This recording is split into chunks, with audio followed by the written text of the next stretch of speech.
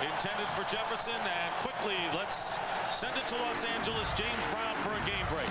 Jake, Pittsburgh, Tennessee in overtime. Take a look at Tennessee's Joe Netney missing that 31-yard field goal, but a penalty against Dwayne Washington running into the kicker. They do it again from 26 yards. That was good enough as Joe Netney boots Tennessee on to the next round. Back to Dick Stockton. All right, JB, and the Tennessee Titans defeated these Philadelphia Eagles in the opening game in Tennessee. And on 4th down, Chris Moore punting, and the Falcons are going to down it inside the 5-yard line. And it was Derek Rackley, the long snapper, alertly making the play. Eagles get the ball for the first time when we come back. These are the vociferous fans at the 700 level here at Veterans Stadium, known as the Nest of Death. And this is can be an ornery crowd, as you know, Daryl, from your days with the Dallas Cowboys. That might be the biggest understatement of the evening so far. And talk about a tough spot for Donovan McNabb to come back. How about the 3-yard line for his first possession with a wind chill of 20 degrees. And they line up with the 4 wide receivers and the quick toss to Deuce Staley. And Staley finds himself knocked back and goes out of bounds after no gain on the play. And we have a Falcon shaken up. Keon Carpenter, the free safety, is shaken up on the first play from scrimmage by the Eagles. Wow, what a hit Keon Carpenter put on Deuce Staley. He stays down on the field. He knocked Deuce Staley back 2 yards into the end zone. Staley was fortunate we didn't have a safety on this play. A quick little pass. Look at that right there. You can see him go down immediately, helmet to helmet. Deuce Staley looks like he's a little dinged too. Watch Keon Carpenter come up right here. Wow, what a big hit, but you can see him go down. The arms drop. Deuce Staley. And if he stepped out of bounds in the end zone, that would be a safety. Well, look at him staggering. I don't think he's all the way back at that point either. Wow, that is a big collision right there. Keon Carpenter, who last week had 2 interceptions and a fumble recovery in the victory over the Green Bay Packers. Staley appears to be all right, but not so for Keon Carpenter. We'll be back. Back here at Veterans Stadium, early in the game, we've had a flurry of penalties, and still sitting on the turf is Keon Carpenter, who had a tremendous collision with Deuce Staley, who was knocked back into the end zone. And we'll take another look at that play. They empty the backfield. Donovan McNabb's going to stand up, throw a quick pass out to the outside to Deuce Staley, and just a huge collision with Keon Carpenter and Deuce Staley. You can see right there that he is still down on the field at that point. There he is up on his feet. Keon Carpenter, one of the several ex-Buffalo Bills on this Atlanta Falcon team, where Wade Wilson was the defensive coordinator in Buffalo, and very close to stepping on the line, but the forward progress was outside of the end zone, so that would not be a safety because he did get out of the end zone. Yeah, and you can see the official right there. He is in a perfect spot. Look at him look down to check Deuce Staley's feet as he comes out of the end zone, and you could tell by the way Deuce was running that he was affected by that hit by Keon Carpenter also. Scary though, watching number 29 not moving on the field while Staley was knocked out of bounds. So John Dale Carty will replace Keon Carpenter, the free safety, and he is barely walking on his own power and will leave the game. Meanwhile, Mike Vick walking the sidelines and waiting for his second opportunity at the helm.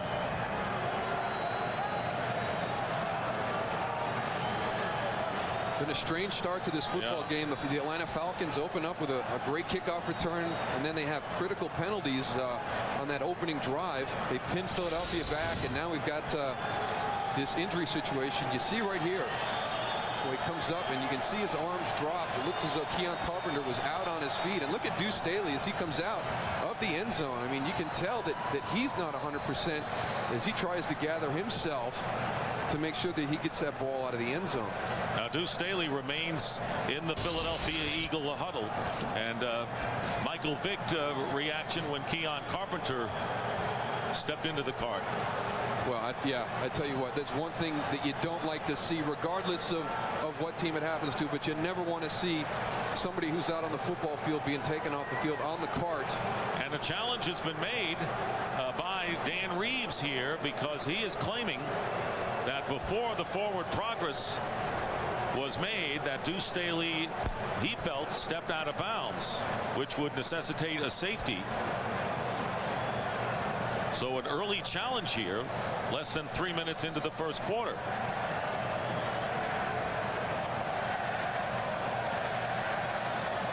You saw the replay with the official standing right there in perfect position to make that call. He did not make the call that he was out of bounds at that point. Mike Carey discussing with Dan Reeves now some of the options to see what he would like to challenge.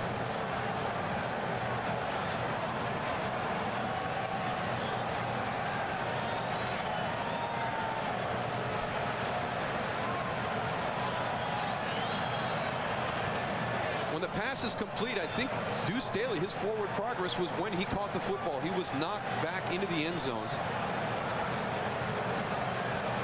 And we saw the official in perfect position as Deuce Staley brought the ball out of the end zone. So he was out of the end zone before he went back in to possibly step out of bounds. Look at the perfect position by the official right there by the pylon. Now that's forward progress right there on the hit by Keon Carpenter. He knocks Deuce Staley a yard back into the end zone. There's the question right there. Deuce Staley's foot on the sideline. Legal advance out into the field of play. Atlanta is not challenging because if he had stepped out of bounds in the end zone, his forward progress was stopped in the field of play, and there would have been no advantage in the game. Second down. So an intelligent discussion ensued. It might have taken a few minutes, gotten a few people a little colder. But no challenge by Dan Reeves, and now the Eagles will have the ball still on the 3-yard line after no gain, and 2nd and 10 coming up. Deuce Staley, the tailback, and play action, and McNabb trying to run around, getting chased, and his first running effort of the game, and McNabb down the sidelines and going out of bounds at the 22-yard line, picking up 19 and a first down. So McNabb may have passed his first test. He sure has. This is what they wanted to find out. You can see Gerald McBurrows, number 22, and Chris Draft coming on the blitz. They allowed Donovan McNabb out to the right. Well, you wanted to find out if he can run? He can run. A 19-yard gain, and this is what Wade Phillips wanted to do, put pressure on McNabb and drive him out of the pocket. And he did, and the Eagles with a first down on the 22-yard line. Deuce Staley with the carry, with a big year, both as a receiver and a rusher, going over 1,000 yards, picking up 6 yards on the play, with Chris Draft making the tackle. The Philadelphia Eagle offensive line, solid run blockers and pass protectors this year. And Deuce Staley with a banner year. Todd Pinkston coming back after a turf toe, knocked him out against the Giants in the final regular season game. And of course the story, Donovan McNabb, first start since week 11 with the fractured right ankle. Brian Westbrook into the game at the running back, and the rookie from Villanova goes nowhere on first down. Defensively for the Atlanta Falcons, and this is truly a no-name defense, playing Wade Phillips' popular 3-4. Brady Smith had a knee problem. Keith Brooking going to the Pro Bowl for the 2nd time. And the secondary with Jerron Bolden starting at cornerback in place of Ray Buchanan, who will play as a nickel corner. So 3rd down and 4 from the 28-yard line of the Eagles. And McNabb with the short drop, with a touch pass attempt intended for Pinkston, and it's knocked away, bringing up 4th down as we send it down to Ron Pitts. Guys, as you saw, a scary moment there for Atlanta safety Keon Carpenter. Now, the Falcons medical staff told me that he lost feeling in his total upper body, and it did come back by the time he got on the cart. They're taking him off for further observation. I will let you know when I know more in that situation. Dick? All right, Ron, thanks very much. So 4th down, and the Falcons hold. And there is Allen Rawson, who returned to punt 91 yards for a touchdown earlier in the year. And Lee Johnston will kick it away for the Eagles. The veteran left-footed kicker, sending Rawson back with a beautiful kick inside the 15. And this time Rawson is down. Great coverage by the Eagles special teams led by Damian Douglas. A 57-yard punt by Lee Johnston, and we'll be back. The excitement of the NFL postseason continues tomorrow. The second of our NFC Divisional playoff matchups, the 49ers and the Buccaneers. What do you want to talk about, the 49er comeback or the fact that Brad Johnson coming back after several weeks off with a bad back? Well, I think they've got a similar situation as to what we have here with Donovan McNabb. Brad Johnson hasn't played in quite some time. The 49ers coming off an emotional victory and traveling across the country. Falcons starting from the 18-yard line. After holding the Eagles on their first possession, and Warwick Dunn is upended, and a fine play made by Sean Barber, the linebacker, and a few words exchanged by the two linemen up front. Sean Barber really been a sleeper this year for this club, and Levon Kirkland starting in the middle for Philadelphia. And that's going to be one of the matchups they try and take advantage of. They want to expose Levon Kirkland in the passing game. You see L.J. Crumbler right there just finishing that block. You don't get Levon Kirkland in that position very often. Loss of 3. Ball back at the 15. And Mike Vick, and he completes the pass to Reggie Kelly, as the Falcons, intending to use a lot of the 2 tight end formation. Kelly, normally a blocker, has improved his pass catching abilities the last few weeks, picks up 7 yards on the play. And what they're going to do, if they leave Levon Kirkland in the 2 tight end situation, they will throw the ball. You see some substitutions right here. If they can get Barry Gardner into the lineup, they will go and run the ball. They're going to try and create a mismatch with their 2 tight end package.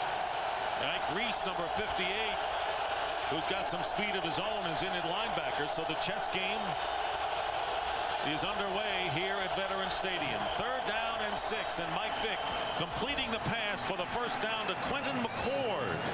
And Quentin McCord, kind of a silent receiver all year till he exploded for 7 catches and 180 yards and a score against Detroit in Week 16. And it's just amazing to watch Mike Vick in these situations. Last week in Lambeau and now this week at the Vet, he is just unflappable. And Quentin McCord does a nice job turning Bobby Taylor around a little bit, but the accuracy of Mike Vick, everybody wants to talk about how he runs with the football, but he is a very effective passer. First down, Atlanta on their 30. First quarter, no score. Warwick Dunn. And Warwick Dunn, not very big, but has the ability to get yardage inside. Settles for 3 yards. And linebacker Carlos Emmons making the tackle for Philadelphia. Warwick Dunn, he actually was up here in Philadelphia during free agency trying to visit with the Philadelphia Eagles, and Andy Reid did everything he could to try and convince him to come. He decided to go to Atlanta, and it's actually nice. It worked out very well for both the guys involved, because Deuce Staley with the Eagles had a breakout year after coming back off that Liz Frank injury. And Warwick Dunn living in Atlanta, so that was an easy choice for him after a while. Pressure put on Vick, and the interception. Bobby Taylor. Bobby Taylor in the end zone for the touchdown.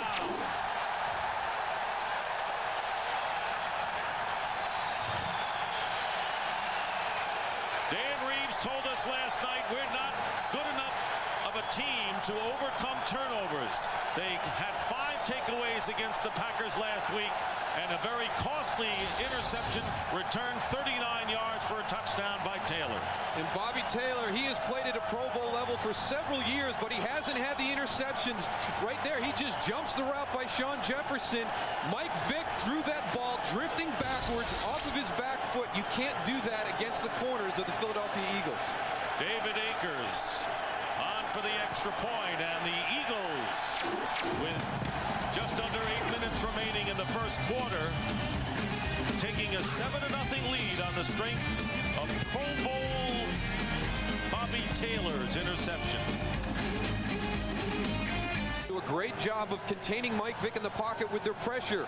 You see it come up the middle of the field. He has nowhere to go. He drifts back, throws it off his back foot. Bobby Taylor jumps the route and then does a nice job of running to get into the end zone. Taylor led the Eagles with 5 interceptions during the regular season and returning 1 for a score. And it has been a contrast for Mike Vick. First 6 games did not throw a pick, but in the last 9 games of the regular season fired 8 of them into enemy hands. And now the Eagles leading 7-0.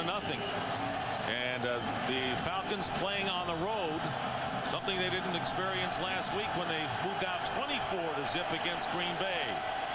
Here is Allen Rossum, who returned the opening kickoff 47 yards and had to come back because of penalties, slips and slides at the 22, and will take a timeout from the vet.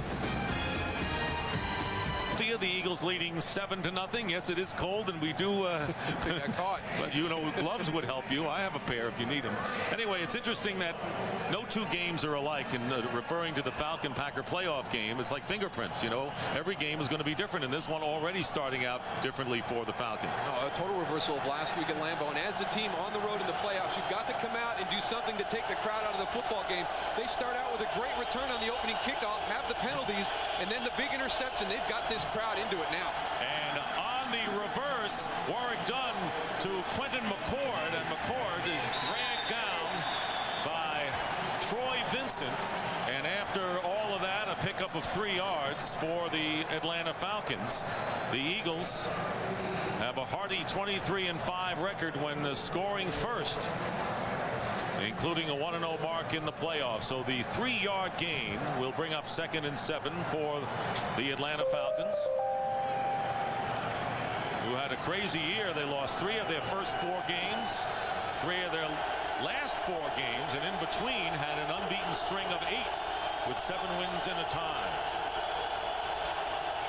Vick out of the shotgun, gets a low snap and goes down low. And it's Brandon Whiting.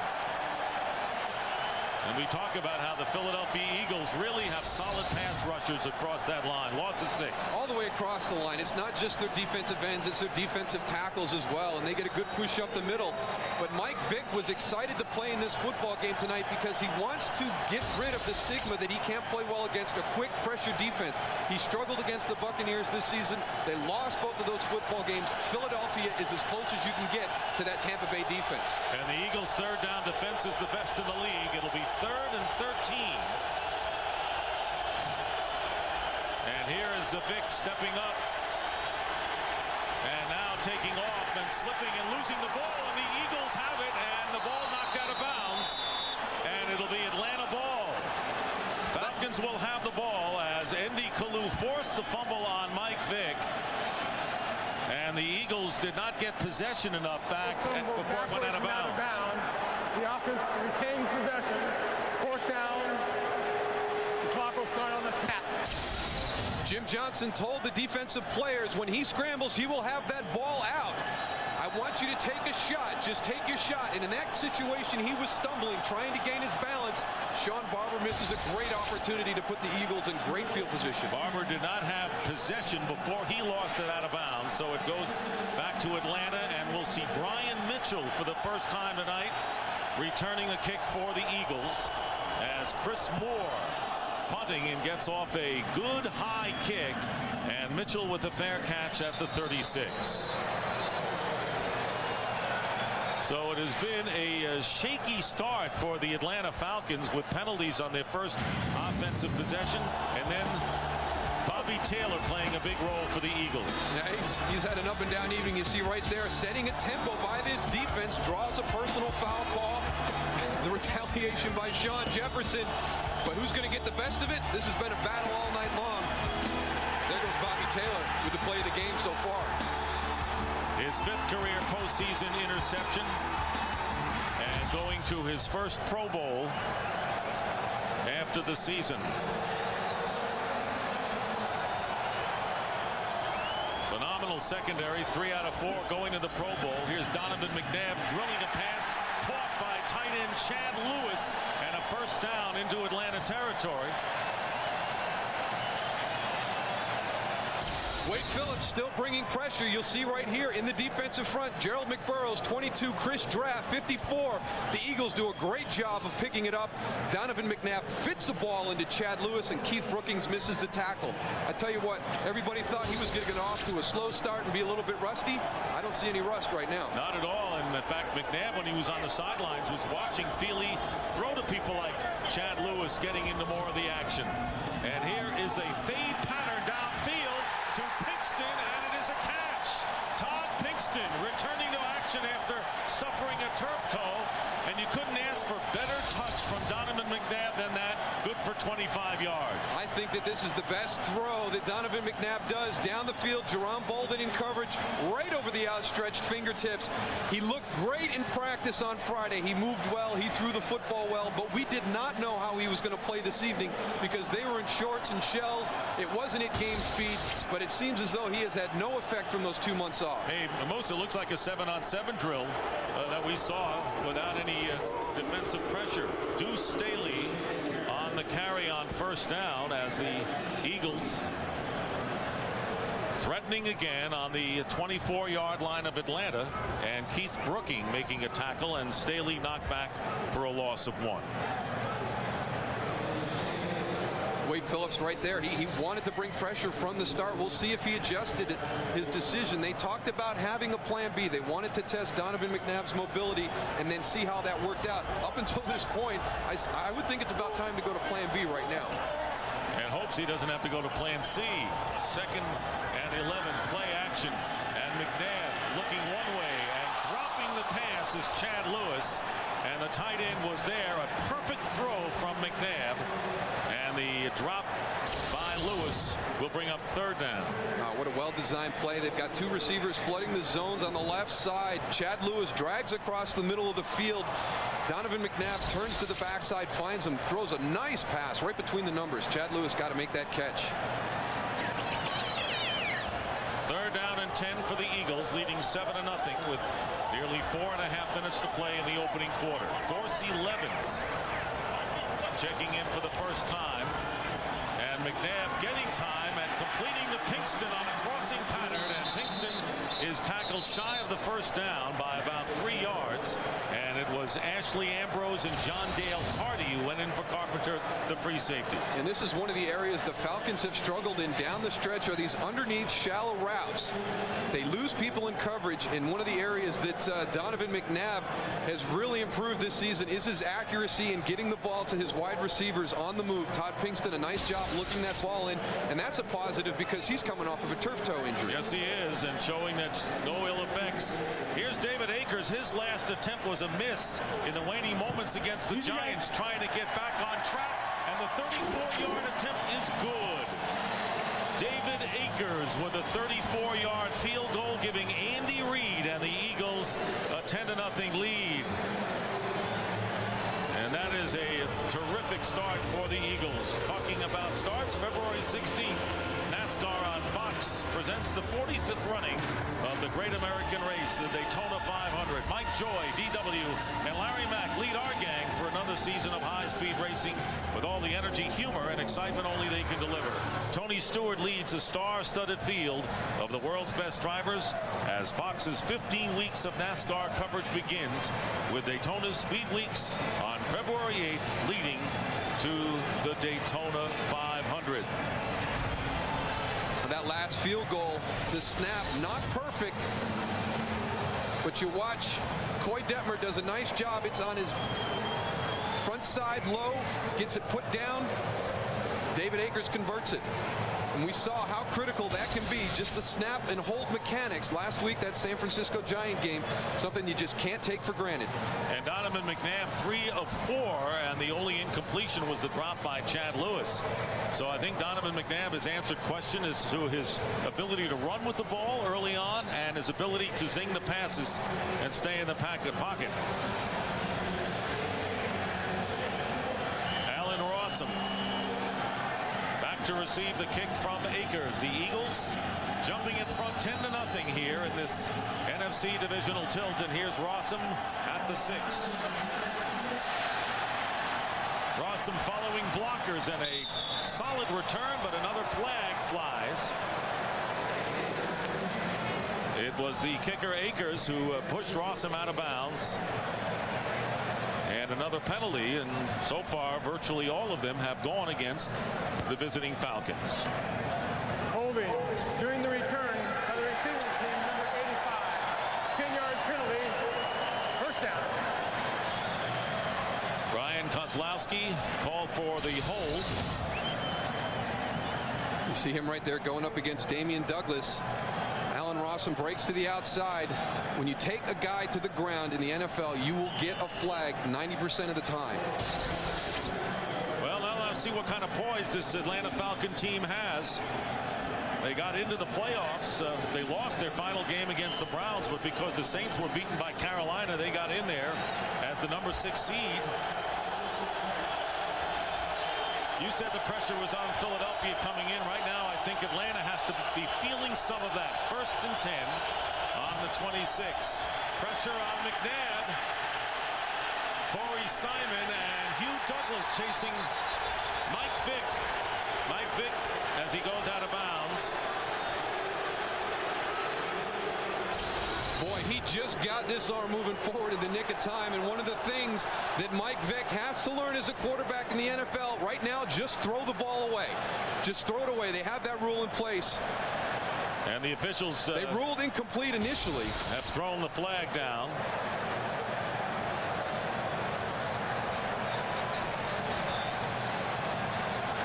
Intentional grounding. He didn't get it beyond the line of scrimmage. He was out of the pocket. However, the ball went directly to the ground. Did not get back to the line of scrimmage.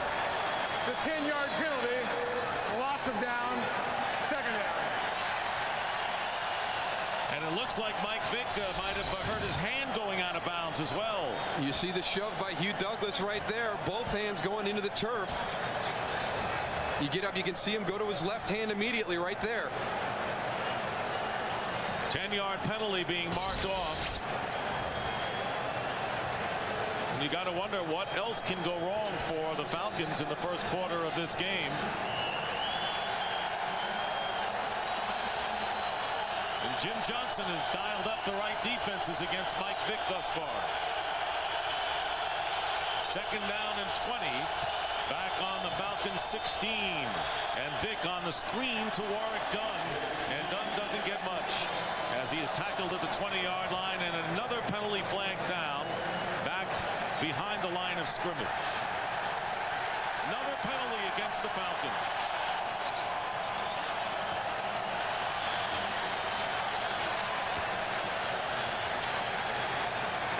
Holding. Offense number 71. Half the distance to the goal is declined. 3rd down. 5 penalties already assessed against the Falcons for 53 yards. The Eagles have not committed any, so the penalty decline, bringing up 3rd down and 16. They just continue to shoot themselves in the foot. Every time they make something positive happen in their special teams, there's a penalty. And right now, Jim Johnston has come up with a great plan to disrupt this Atlanta Falcons offense. Things look so bright for them on the 47-yard kickoff return by Rossum to start the game, and then the penalty, and the Falcons have not recovered. Trevor Gaylor, number 81, checking in at wide receiver. And the Atlanta Falcons will call a timeout.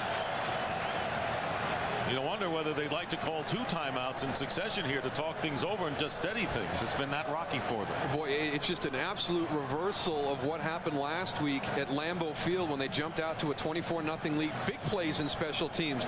Everything going Atlanta's way, and this evening, they just can't seem to do anything right. And when you're a team on the road playing playing in a place like the Vet here in Philadelphia where the crowd is definitely a factor in the football game. You've got to come out and execute in the beginning of the game, and they have done everything but that this evening. This is what Andy Reid wanted, was home field advantage, and when the Giants beat them in overtime, we thought that dissolved, and then the Jets beating the Green Bay Packers the next day, giving Reid and the Eagles the home field edge. So they had a week off. They're home tonight and hope to get home in the NFC Championship game. Tell you what, that shows you how inept they have been offensively with their penalties and their execution. They have more yards to go on third down than they do on first down. And they do here. Third down and 16.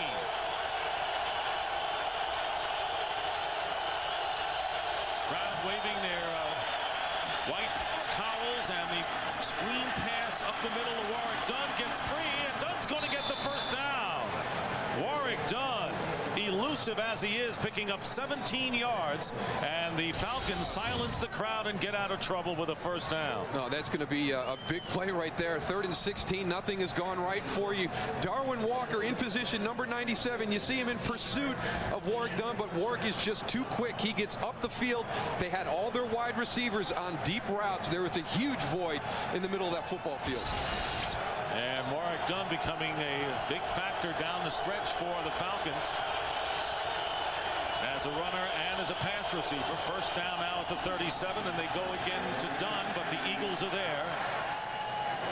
On first down, led by Brandon Whiting. No gain on the play. They had the situation that they were looking for. They had their 2 tight ends in the football game. Levon Kirkland was on the field, but they decided to run the football. That's the matchup that they wanted to create, but they wanted to get into their passing game that they throw from the 2 tight ends when Levon's on the field.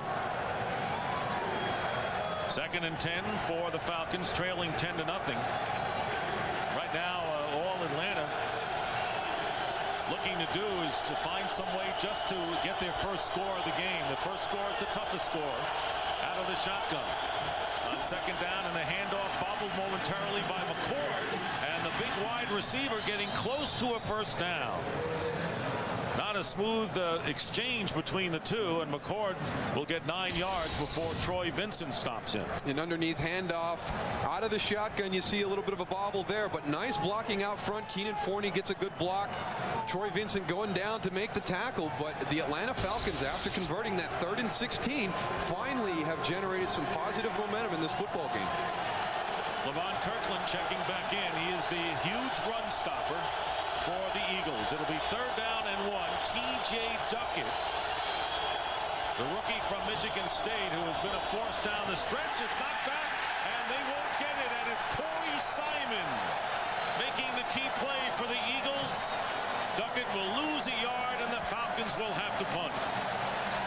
They just pushed the line of scrimmage back 2 yards. Watch all the white jerseys start coming backwards. Corey Simon gets underneath Keenan Forney, drives him back. There's nothing that will ruin a running play quicker than penetration. T.J. Duckett has nowhere to go on this running play. You can see Corey Simon coming across right there. Everybody else gets stuffed in the hole. He had nowhere to go. Chris Moore punting for the 3rd time in this game, and Brian Mitchell fields it and is hit immediately inside the 15. Brian Mitchell with all the concentration to hold on to the ball after the 41-yard kick, and it was Kevin McAdam who made the hit. So Mitchell needing 12 more punt return yards to become the league's all-time punt returner. Boy, he is very fortunate to hold on to this football. I don't know how he did it. Kevin McAdam hits him immediately after he makes the catch, and that just goes to show you how important it is to have a guy back in that situation who's been doing it for a number of years. That is just great concentration by Brian Mitchell. Eagles first down on their 14, leading 10-0 in the final seconds of the first quarter. McNabb getting hit, and the pass is caught by Deuce Staley as McNabb got hit, as time will run out, and now with 1 second to go, the clock runs out. So this is the first time that McNabb, coming back on that injured right ankle, getting hit. That is the end of the first quarter. Eagles lead the Falcons has a great sense of humor. You're not in Lambeau anymore. And, of course, that is where the Falcons became the first team to beat the Packers in postseason, Lambeau Field last week. And now they go into the second quarter, going from fat to the fire, second in the NFL in second quarter scoring, and the Eagles led. So let's see whether they light it up here as we start the second quarter. Dick Stockton, Daryl Johnston, along with Ron Pitts. Second down and 7 for the Eagles on their 17. McNabb getting time, going deep for Thrash, and James Thrash is there to make the reception. He was McNabb's favorite receiver when Donovan was healthy. And now we have an injured player, Jerron Bolden, who is defending on the play, slow getting up for the Falcons. That was a 42-yard pass play from McNabb to Thrash. James Thrash, the missing in action receiver since Donovan McNabb went out of the lineup. That's his go-to guy. They spread the ball around a lot, but that's the guy that he likes to get it to. Jerron Bolden, I couldn't see what happened right there, but the Philadelphia training staff was out there immediately, and when the other team gets out there very quickly, that is not a good situation. He reaches for his right knee immediately. Well, they've already lost Keon Carpenter, and now Jerron Bolden, who's subbing for Ray Buchanan, is shaken up.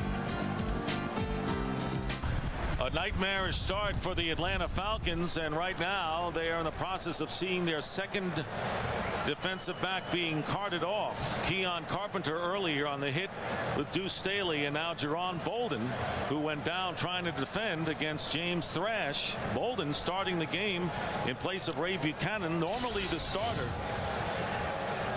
And you'll see his own legs get tangled up together as he goes to make an adjustment on the long ball. You see him kind of kick out his left leg with his right leg. You see him immediately go to grab his right leg, and Rick Buckhalter and the Philadelphia Eagle training staff was out there immediately because it happened right in front of their sideline, and when that happens, you know that it was a bad injury.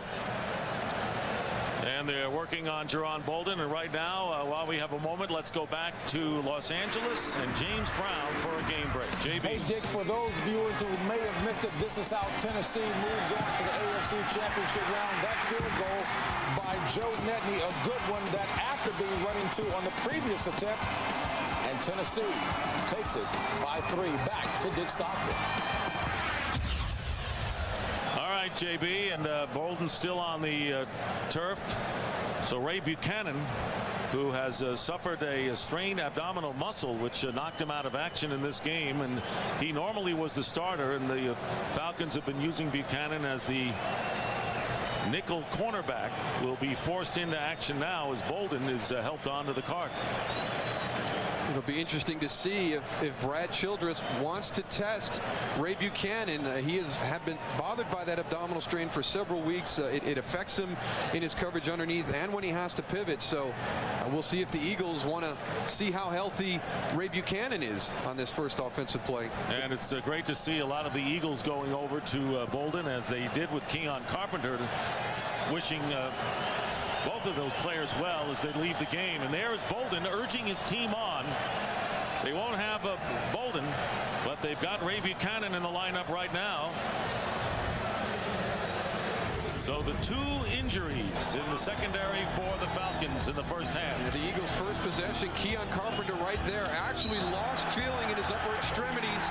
And then on that last play, Jerron Bolden going down with a serious injury to his right leg.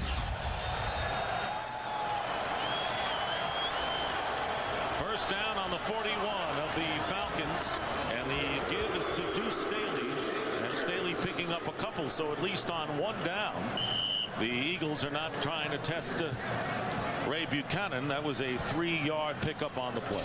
Now they decide to come back and test the middle of the defense, and this is an adjustment for 63 Hank Fraley. He's not used to playing with a guy directly over his nose. Ed Jasper does a nice job of playing off the block and getting in to make the first hit on Deuce Staley. And Jasper, another former Eagle, now wearing the red and black of the Atlanta Falcons. Yes, sir.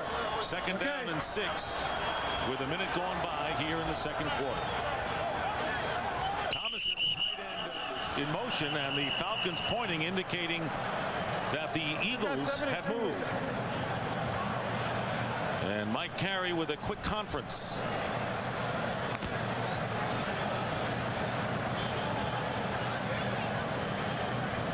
Ball starts on the offense. An illegal snap by number 63. 5-yard penalty. Remains second down. You could have had your pick right there. There was a lot of different things that were going wrong with that play, but Hank Fraley was trying to make some adjustments, and he kind of moved the ball a little bit, so they decided to call it on him. First penalty against the Philadelphia Eagles. The Falcons have been severely damaged by the 5 penalties against them. Second down 11 on the 43 of the Falcons. And the quick slant to Antonio Freeman. And Freeman tackled by Ray Buchanan after picking up 9 yards, and we'll send it down to Ron Pitts for a report. Ron. Dick, the injury report on Jerron Bolden, a right knee injury. Right now we don't know the extent of it. What we do know that is he is out for sure for the rest of this game. I'll get back to you when I know more on his situation. All right, Ron. So the Falcons secondary awfully thin at this point. Eagles, 3rd down and 2 on the Falcon 33.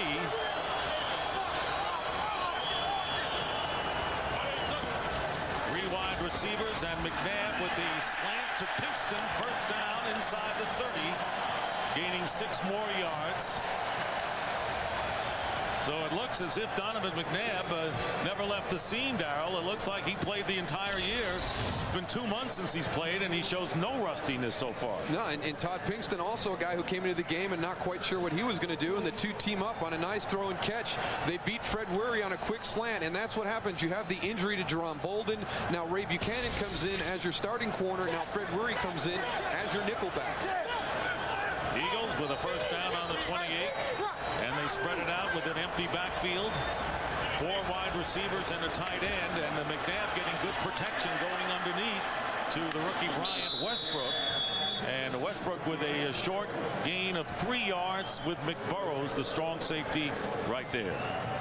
I just continue to be impressed by the way Donovan McNabb has started this football game, and he was worried about how he was going to come out himself. He knew that he would be very excited. He was worried about the adrenaline. Would he sail the ball on his throws? He knew that it would be a matter of time before he calmed down, but I don't think he's missed a beat. I think he's come out, he's monitored his emotions, and has played very effective until this point. 9 of 11 for 109 yards, and he's run for 19 more. This time it's Deuce Staley's turn to run, and the Eagles feeding it to Staley, who so far has not been able to get away from the Falcon defense. Ed Jasper making the tackle after a gain of 1. And the nickel package coming in now with 3rd down for the Eagles, who lead 10-0. Scoring Bobby Taylor with an interception return for a touchdown and a David Akers field goal. 3rd down and 6, and Allen Rawson, who rarely is back there as defensive back. He is the kick returner, and he's forced into action as an extra defensive back. So they're really forcing the Falcons to go deep. There's the pass to Thrash in the end zone. Flag is thrown, and it was Fred Weary wrestling with James Thrash on the touch pass again in the corner of the end zone, and the Falcons may be called for pass interference. And Atlanta hoping that it's Thrash who pushed off. Right now it looks as though the Philadelphia Eagles have selected Fred Weary as the guy that they're going to try to attack. Is when one injury affects the entire secondary, guys are forced into the lineup. Number 24 seems to be the guy they want to test. There are fouls by both teams on the play. Personal foul, hands to the face, number 63 of the offense, and pass interference, number 24 of the defense. Those fouls offset. What do you do if they're down? We saw Fred Weary and James Thrash going at it down the field. But while this was going on in the middle, Hank Fraley had got his hands up under the chin of Keith Brooking. I tell you what, that is not a good call, because he got his hands up there and he pulled them down right away. The only reason they should call hands to the face is if you get him up there and you leave him there. Hank Fraley gave him a little bit of a punch. I don't agree with that call at all. Andy Reid, though, stays cool on the sidelines, as he does when things are going well or not so well for Philadelphia. 3rd down and 6 after the offsetting penalties. McNabb getting away from pressure, and McNabb will be tackled short of the 1st down by about 2 yards, and it was John Dale Carty who was a backup free safety for the injured Keon Carpenter, bringing up 4th down and 2, and Akers will come on to add to the Eagle lead with a field goal attempt. Well, that should answer anybody's questions about how Donovan McNabb is feeling this evening, because he had an opportunity to slide, but he's not going to play the game any differently than he always has. He's trying to get that 1st down. He goes in head first. He's not worried about that leg. Akers will attempt a 39-yard field goal. And the holder is Coy Detmer. And Akers kick, and it is good. Barely made it inside the left upright. And the Eagles now take a 13-0 lead. Well, according to that that thermometer, we're under 0 right now, and it is cold, it is windy here in Philadelphia. 9 plays, 65-yard drive, and David Akers with his 2nd field goal of the game, and Donovan McNabb was a perfect 5 for 5. So now the Atlanta Falcons looking to get back in the game. A short kick by Akers, and Rawson again on a return. He's been a busy player tonight, doesn't go anywhere there, and once again good coverage by the Eagles, this time by Keith Adams on the tackle. Last weekend's games, there's no deficit too large, but against this Philadelphia defense, I'm not so sure. I don't think the Falcons can keep falling behind by that much. No, absolutely. We saw that no lead is safe last weekend, but one of the things that the Philadelphia Eagles found out watching Tampa Bay, trying to find out why they had such success against Atlanta this season, they played with a lead in both of those football games. Yes, they have. And so the Falcons starting from their 24 with this possession. And Mike Vick has been no factor thus far in the game and continues to be no factor. And it's Corey Simon coming in with the sack, 2nd of the game for the green-shirted Eagles. Corey Simon is just having an outstanding game, playing the left defensive tackle, going up against Keenan Forney. He beats him to the inside immediately. It looked like a miscue in the blocking scheme. Something wrong there up in the front, but that is the 3rd time tonight that he has been in the backfield immediately, and everybody's worried about Hugh Douglas and what he's doing from the edge. They better start worrying about number 90 in the middle. Loss of 10 yards, and the Eagles, who had 56 sacks, #1 in the NFL during the regular year. 2nd down and 20, and the play clock running down, and the crowd loud, unable for Mike Vick to hear. The Falcons forced to call their 2nd timeout of this 1st half, and the crowd just gets louder. Philadelphia, Ron Pitts here. You know, one thing that's made this Eagle defense so tough tonight, Jim Johnston, he's running what they call cover 1. He leaves the safety in the middle of the field, and the cornerbacks are bump and run coverage. They're all getting jammed, and it's making it hard on the Falcon wide receivers. Yeah. Hey, what's it like in that corner, Moose? They cannot hear anything on that field right now. 2nd and 20, Vick's pass, and it is caught by Reggie Kelly, and good for 11 yards, and it's like turning a dial on and off. The crowd yelling, completed pass, dial goes down. You got to make plays when you're on the road. You got to do something to silence the crowd. You get deep into one end of the football field, and they are going to get louder. The only thing you can do to quiet them is start to make some plays. Kelly out of the game and replaced by Quentin McCord, the 3rd wide receiver. 3rd and 10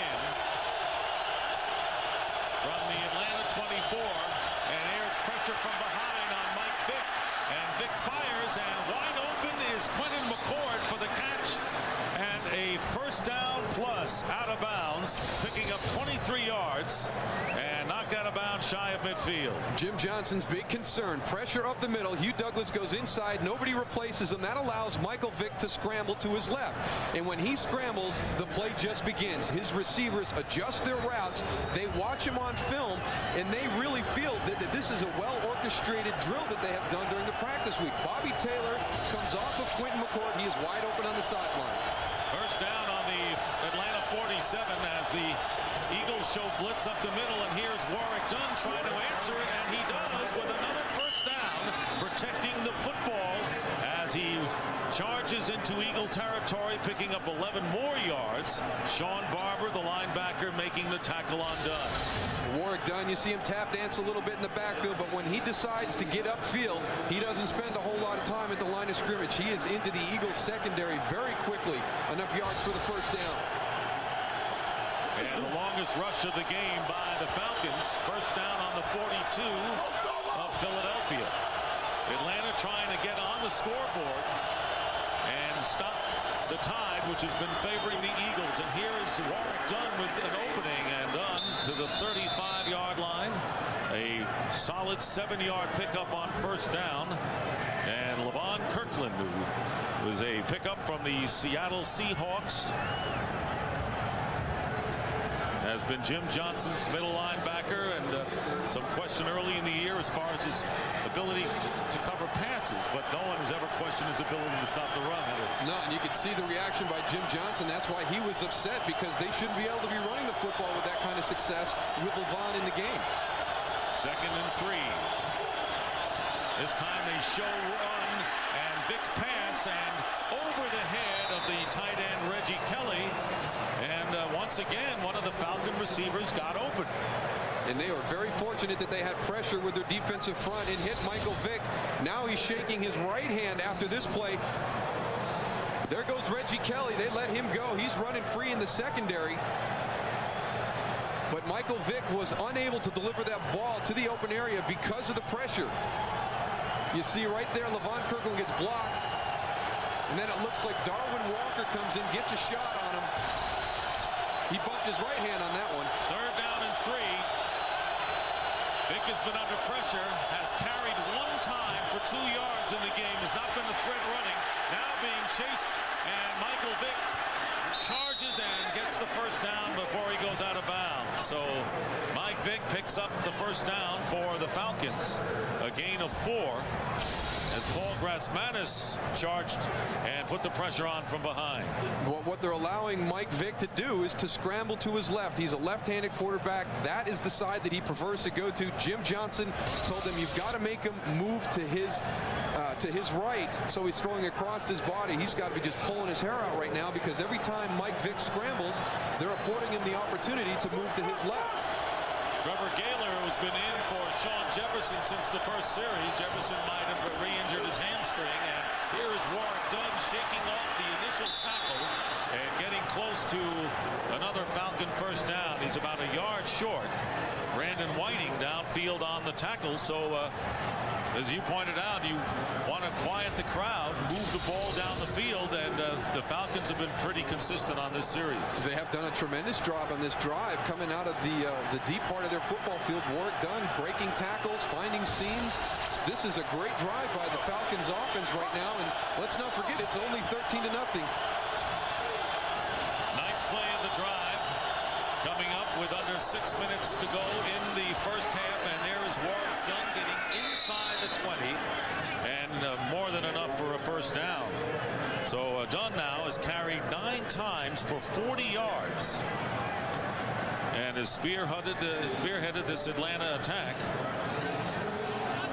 This is the one thing that had to concern Andy Reid. I think all the focus was going to be on the quarterbacks, and the one thing that we can't forget about is both of these teams run the football very well, and Warrick Dunn has been the key guy on this drive for the Falcons. McNabb has been the leading rusher for the Eagles with 22 yards. Dunn has 40 to top the Falcons. First down on the Eagle 19. They fake a pitch to Dunn, and the pass into the end zone, and it is incomplete. And Brian Kozlowski, the 3rd tight end, was well covered by Eagle defenders downfield. I looked for a minute that Brian Kozlowski had kind of slipped through with nobody around him. Some good makeup speed by Michael Lewis to get back on that play. But I tell you, you talk to Dan Reeves, he says the most impressive thing about Michael Vick is his composure. He's just absolutely unflappable. And for this team to come out and play as poorly as they have, they're only down 13, and he has shown on this drive that it's not a problem. I can handle it. I can come back from any situation that happens during the course of a game. Very calm. Remember, Ray Buchanan told our guys in the studio last week that maybe they got to get him juiced up a little bit. He's so calm. But here he is in the pocket, and he's got Warwick Dunn out of the backfield and gone to the 15-yard line, and a good tackle there made by Barry Gardner, one of the speed defenders that Jim Johnston said he would use against this quick team. What a great tackle by Barry Gardner, because he was out in the open field with not a lot of people around him, one-on-one versus Warwick Dunn. He's got some help behind him, but they're about 12 yards behind him. Warwick tries to sell him on the inside. That's a nice tackle by Barry Gardner. Gain of 4, 3rd down and 7. Falcons in field goal range, but trying to get it inside the 10 for the 1st down. And here is the pressure and getting rid of the ball. And if he threw it toward the line of scrimmage, it would not be a grounding call. Mike Carey is right there. And it was Blaine Bishop on the blitz, coming up from his strong safety position, incomplete and 4th down. You see him come from the left side of the defense, and the worst part about this is he comes unblocked. They're trying to run a quick underneath screen to Warwick Dunn. They're just challenging Blaine Bishop to see if he can get there in time, and he got there in time to get a hit on Mike Vick. So Jay Feely, who led the NFL with 40 field goals this year, or 32 field goals in 40 tries, will try to give the Falcons their first points.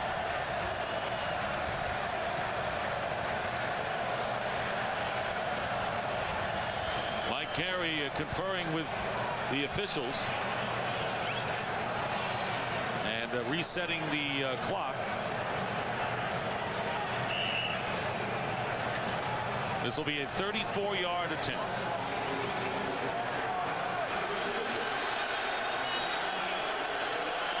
Feely was 2 for 4 last week. Both of his misses were beyond 40 yards. Jay Feely with the field goal, and it's good. So the Falcons jumping up ahead, getting their first points, trailing now 13-3. Michael Vick with his scrambling ability, but the Philadelphia Eagles defense has done a good job, and that is the specialty of Jim Johnston and this defensive group. The one thing that they have allowed him to do is move to his left, but it's been all 4 of the guys up front. Corey Simon has had a huge game so far. Darwin Walker getting in on a little bit of the action, and now the secondary comes. And one of the worst things you want to see happen when you go against a Jim Johnston coach defense is somebody to come clean in their blitz package, because he will find the weakness, and when he does, he will continue to exploit it until you make the adjustments. Pretty impressive scoring drive, Moose, by the Atlanta Falcons, because they started with in that corner where you could not hear anything. In fact, Mike Vick had to call a timeout, and a 13-play drive. They had to settle for the field goal, but at least they have managed to score and trail 13-3 in a game in which we have not seen an offensive touchdown. Eagles score coming on the interception by Bobby Taylor. The rest of the scoring by the field goal kickers. Well, the most important thing is they finally had something positive happen to them in this football game. They have just really come out and struggled up until that point, and to be able to drive down the field and get some points, even though it's a field goal, at that point they had to feel as though the game was starting to slip away from them. But Michael Vick, a very nice drive with that offensive unit. Feely will be kicking off, and Brian Mitchell for the Eagles to return with 4:10 left to play in the first half. 13-3 in favor of the Eagles, and the flag is down, and onside kick, and it has to go 10 yards. Flag is down. Joe DeCamillis, the special teams coach of the Atlanta Falcons, always has a gimmick or two in his back pocket. Well, we saw how important special teams was in the football games last weekend. And in the playoffs, it can turn the tide or change the momentum of a football game. It has in most of the playoff games thus far. The ball was first touched by the receivers, then recovered by the kickers. However, the kickers were offside. Number 50, 5-yard penalty, re-kick from the 25-yard line. Wow. Boy, it just continues to go bad for the Atlanta Falcons. They get a break with Philadelphia touching the ball. So even though it didn't go 10 yards because Philadelphia had touched it, it becomes a live ball. They recover it, but they can't execute the kick correctly. They had somebody offsides, and we've got an Eagle down on the far sideline. Artie Ulmer was offsides. Kevin Mathis had recovered. And you were talking about how special teams has been so important in the playoffs. And we can go back to the New York Jets and Chad Morton, who had a 70-yard kickoff return to start the second half in the Jets' victory in the wild card game against the Indianapolis Colts. And then the Falcons last week, Mark Simoneau coming in to block Brian Longwell's punt, recovered by Artie Ulmer, and then Randall L. with a 66-yard punt return in the snow for a touchdown against the Cleveland Browns. And then, of course, the now famous botched field goal attempt to end the Giant 49er game. Pass interference not called by the officials, and that ended the game. And there is Joe DeCamillis, who is Dan Reeves' son-in-law, and has done a solid job as special teams coach for the Falcons. Well, you work on that play all week long, and the one point that you emphasize over and over when you call it is don't be offside. You can't be offsides on this play. The kicker takes a different approach. You got to know what's being called, and it's just unbelievable that Artie Ulmer would be offsides on that play. An opportunity to really grab the momentum back in this football game. They executed near perfection, but the number one rule when you do an onside kick is don't be offsides. And now the kickoff will occur from the 25. By the way, that injured Eagle was Sheldon Brown, the rookie cornerback.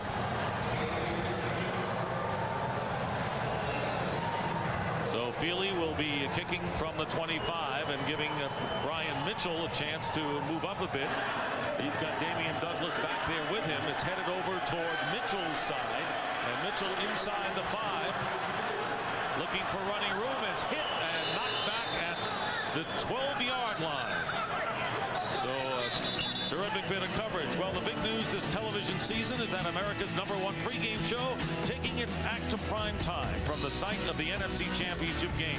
You heard it right. Next week, it's Fox NFL Saturday Night as JB, Terry, Howie, Jimmy, Jillian, and Jimmy Kimmel grab the spotlight for what promises to be one of television's more entertaining hours, with special appearances by Ja Rule, Ashanti, and Cedric the Entertainer.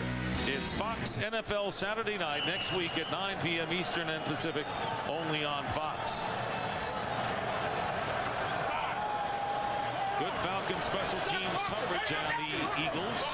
First down from the 13. Deuce Staley. And Staley riding it out close to the 20-yard line. Patrick Kearney and Ellis Johnson making the stop on Staley, who picks up 6. Not much from Staley so far in this game. But that's the area that I would like to see the Eagles attack the Falcons in the run game, and it's on the edge. They've continued to pound the middle of this defense, but that's where the strength is in the 3-4 defense that the Falcons utilize. The weakness in the run game is on the edge. Staley has picked up 16 yards on 5 carries. Second down and 4. McNabb avoiding the pass rush, and the pass dropped by Pinkston. So for one of the few times tonight, Daryl, we have seen the Atlanta Falcons putting on a defensive charge, and it was John Theory chasing McNabb from behind. Well, with John Theory in the lineup, Wade Phillips electing to go with more of a pass rush specialist at the linebacker position to try and disrupt that Philadelphia Eagles passing game. But with the field goal on the last drive, and even though they botched that onside kick, if the Falcons defense can hold here on 3rd down and get the ball back to Michael Vick, they'll have kind of settled down after that shaky start tonight. And that 3-4 defense, the Eagles saw it one time this year, that against the Houston Texans in week 4 of the season. And the pitch going to Thrash, and Thrash reversing his way, and Thrash being wrestled out of bounds gets the first down. Ashley Ambrose on Thrash, picking up 11. So a new wrinkle in the Philadelphia Eagles offensive plans here. Well, I think, when you talk about the Philadelphia Eagles, everybody talks about the pressure that the defense puts on you, but the Philadelphia Eagle offense does so many different things. They run a gadget play about once a quarter. Andy Reid likes to use them as his big plays. You've got to be able to defend just about any type of play if you're going against that Eagle offense. How about McNabb with a little shoulder block on Keith Brooking? First down for Philadelphia on the 30. And they have Deuce Staley split out to the left, and the ball is tipped, intended for Staley, and it was Patrick Kearney who got a hand on that. Kearney, by the way, a native of Newtown in Bucks County in Pennsylvania. He's going to get his hand on this pass right now. And we showed you the fans in the 700 level. Well, he used to be one of them. Patrick Kearney, growing up as an Eagle fan, used to watch Randall Cunningham from up there, and now going against the team he rooted for as a kid. And you wonder where he got his toughness from. Is from watching all those Eagle games up in the 700 level. That'll do it. Thomason, the second tight end in motion, 2nd and 10. Staley, and the Falcons are there for no gain. Well, we saw the one big play by the Philadelphia Eagle defense, but the offense of the Philadelphia Eagles not really being able to get on track right now. They've had a few big plays, but they've mostly been the scrambles. Gerald McBurrows from the safety area, Chris Draft, Patrick Kearney. They're getting 11 guys to the football, and Atlanta is very similar to Philadelphia. The strength of this defense is the speed and the athleticism of all their players. It'll be 3rd and 10, and Mitchell is in the slot to the top of your picture, into the game as a receiver for the first time, and the slant caught by Pinkston, and it'll be a couple of yards short of the first down as we come down to the 2-minute warning. Gain of 7 yards. Fred Weary making the tackle. The Eagles with a 10-point lead. We'll be back. On Fox presents the 45th running of the Great American Race, the Daytona 500. Mike Joy, DW, and Larry Mack lead our gang for another season of high-speed racing with all the energy, humor, and excitement only they can deliver. Tony Stewart leads a star-studded field of the world's best drivers as Fox's 15 weeks of NASCAR coverage begins with Daytona Speed Weeks on February 8th, leading to the Daytona 500. We'll have DW's brother Michael Walker joining us at the end of halftime. Lee Johnson punting on 4th down, and Alan Rossum is back. And Rossum from the 20. Eagles have covered the kicks extremely well and are right there again thanks to Brian Mitchell. Well, we had asked Mike Vick what he thought he would expect in his first appearance against the Philadelphia Eagles. Well, I expect to see a lot of blitz due to the fact that they had a lot of success blitzing opposing teams all year, and that's been a big thing for them on defense. And me being a young quarterback, I know that they're going to come after me and try to make me throw high, make me make some decisions and try to make me make some bad decisions. Well, they have pressured him, but Jim Johnson's plan really incorporated doing a little bit of everything. They did not want to allow Mike Vick to get into any type of rhythm. So they're going to pressure him at times, but they've also got to be able to drop back in coverage. The big thing was to try and confuse him more at the line of scrimmage. In the running department, has gained only 6 yards in 2 attempts, but Vick will tell you he wants to pass first. And this one is ruled incomplete to Algie Crumpler, the tight end. And it'll be 2nd down and 10 from the 21. And there's one of the ones where they decide to bring the pressure. They've got Brian Dawkins and Sean Barber coming inside. He delivers the ball out to Algie Crumpler on the outside, and Al Harris comes up, separates him from the football with a nice shot. Here comes that pressure inside. Sean Barber and Brian Dawkins coming on the blitz, and they get another hit on Mike Vick. 2nd and 10, Eagles by 10. 1:45 remaining in the first half. And Vick stepping up and trying to get away. And he, with a little fake, manages to do so. Not the smoothest of his escapes, but he gets up to the 29-yard line, leaving himself a couple of yards shy of the first down. You talk about his speed, but how about his strength? They've got him all wrapped up right there. N.D. Kalu, he just shrugs him off. It's similar to what we saw him do last week against Kabir Baja-Biamila. And I tell you what, he is so impressive to watch. I mean, every time you think he's got one strength of his game, he shows you he's got the whole deal. quickest player that Jim Johnston has ever seen. And out of the shotgun, the pressure is on, and the quick pass to Warwick Dunn. Dunn recovers his footing and goes out of bounds, stops the clock after picking up the first down. And it was Sean Barber who missed Warwick Dunn, who then, with the second effort, picks up the first down. Now, what a great job of keeping this play alive right there. Warwick Dunn gets his hand down to keep himself up, gets enough yards for the first down. Falcons have only one timeout remaining and under a minute to go in the first half. They spread it out with three wide receivers.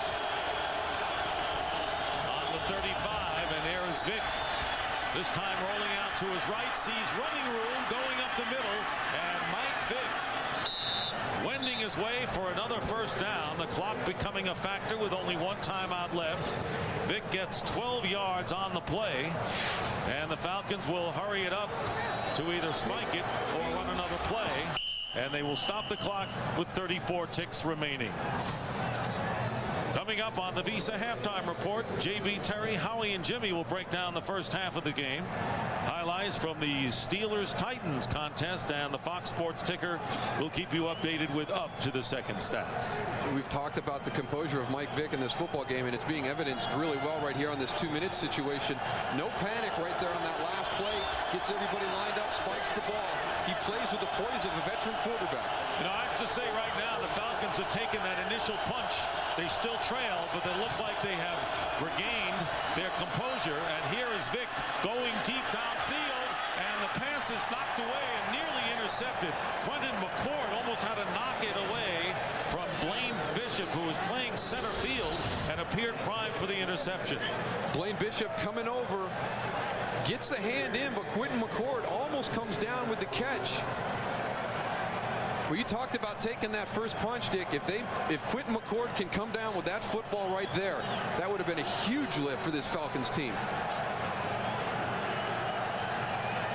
I tell you, in a playoff situation on the road, you've got to have your guys step up and make the big plays, and Quentin McCord with a great opportunity right there. Under a half a minute remaining. And Vick going underneath, and it's caught by Brian Finneran, and the first catch of the game for the former Philadelphia Eagle free agent. And the clock stops with 16 seconds to go. And the Falcons call their third and final timeout. Their third and final timeout. A 30-second timeout. Pickup of 16, and Dan Reeves' Falcons on the Eagle 37-yard line. You can see the different choices of where Mike Vick's going to throw. They do call a lot of bootlegs and movements, but this evening the majority of his pass is coming from within the pocket, and that's what he wants to be known as. He doesn't want to be known as a scrambling quarterback. He wants to be known as a good pocket passer, and he grew up watching some of the best. He's a big football fan, and Joe Montana and Troy Aikman and the guys that he admired growing up. He wants to be like they were when they throw from the pocket. And that's what Dan Reeves says. He wants teams to say, I worry about Mike Vick as a pocket passer, not just as a guy that can run the ball. Okay, 16 seconds to go. You want to at least try to get it close enough for possibly another field goal try. Well, with 16 seconds left, you do not have enough time to run your field goal team on the field and attempt a field goal. So the one thing that the Atlanta Falcons can't do is throw the ball into the middle of the field because they don't have any more timeouts to stop the clock. So Philadelphia in this situation has to guard the sideline. You take some shots on the sideline to see if you can advance it down inside Jay Feely's range, and then maybe take one shot into the end zone before you come out and try and kick a field goal. Gaylor lines up wide to the right. Finneran to the left, and McCord is in the slot to the left. And the fourth wide receiver out there as well is Algie Crumpler. And here is Vick, and Vick has the pass tipped from behind as he tried to get it over to Crumpler, and it was Bobby Taylor coming up from the cornerback position. Well, we have talked about his composure all night long. Right now, Mike Vick losing a little bit of that composure. Philadelphia bringing the house from the left side. I think he felt as though that Bobby Taylor tried to take him to the ground after the ball had been released. There's the hit. I don't don't think Mike Vick has a problem with the hit, but Bobby Taylor remains around his waist and tries to take him to the ground. 11 seconds on the clock. 2nd and 10 from the 37. And there is Vick stepping up. And Vick completing the pass, and Crumpler will go out of bounds at the 35-yard line. And so Feely will come in to try a long field goal with 4 seconds remaining in the half. Well, we've talked about the wind here this evening and the effect that it's had on the temperature, and that wind is blowing in the direction that Jay Feely needs it to be right now. It will be at his back if it is anywhere. 52-yard attempt, his career long 55. The punter, Chris Moore, is the holder. He's got the wind at his back. The 52-yard field goal attempt by Feely, and the kick is good as time runs out. So the Atlanta Falcons, coming back from the initial 14-0 deficit, trail at halftime 13-6. Go anywhere hardly. Great to have you with us. Michael Waltrip, who won Fox's first race, the 2001 Daytona 500, and Fox's last race, the 2002 Pepsi 400, and the big Great American Race coming up in February. 15 great weeks of NASCAR. Second half kickoff is underway, and the Eagles return, and it is their short man who brings it up, and it is Brandon Whiting. And Philadelphia will have good field position as they start from the 42-yard line here in the second half. So 13-6. 2 field goals by Jay Feely, including a 52-yard field goal as time ran out, and helped, of course, by the win. Well, one of the things that the Philadelphia Eagles have to do as they start this second half, they have got to test the Atlanta Falcons secondary. They have lost 2 players from their secondary, Jerome Bolden and Keon Carpenter, going out, yet they have not pressured them down the football field. They're only 1 play away from being tied up right now. You don't want to be there when Mike Vick is the quarterback on the opposite side.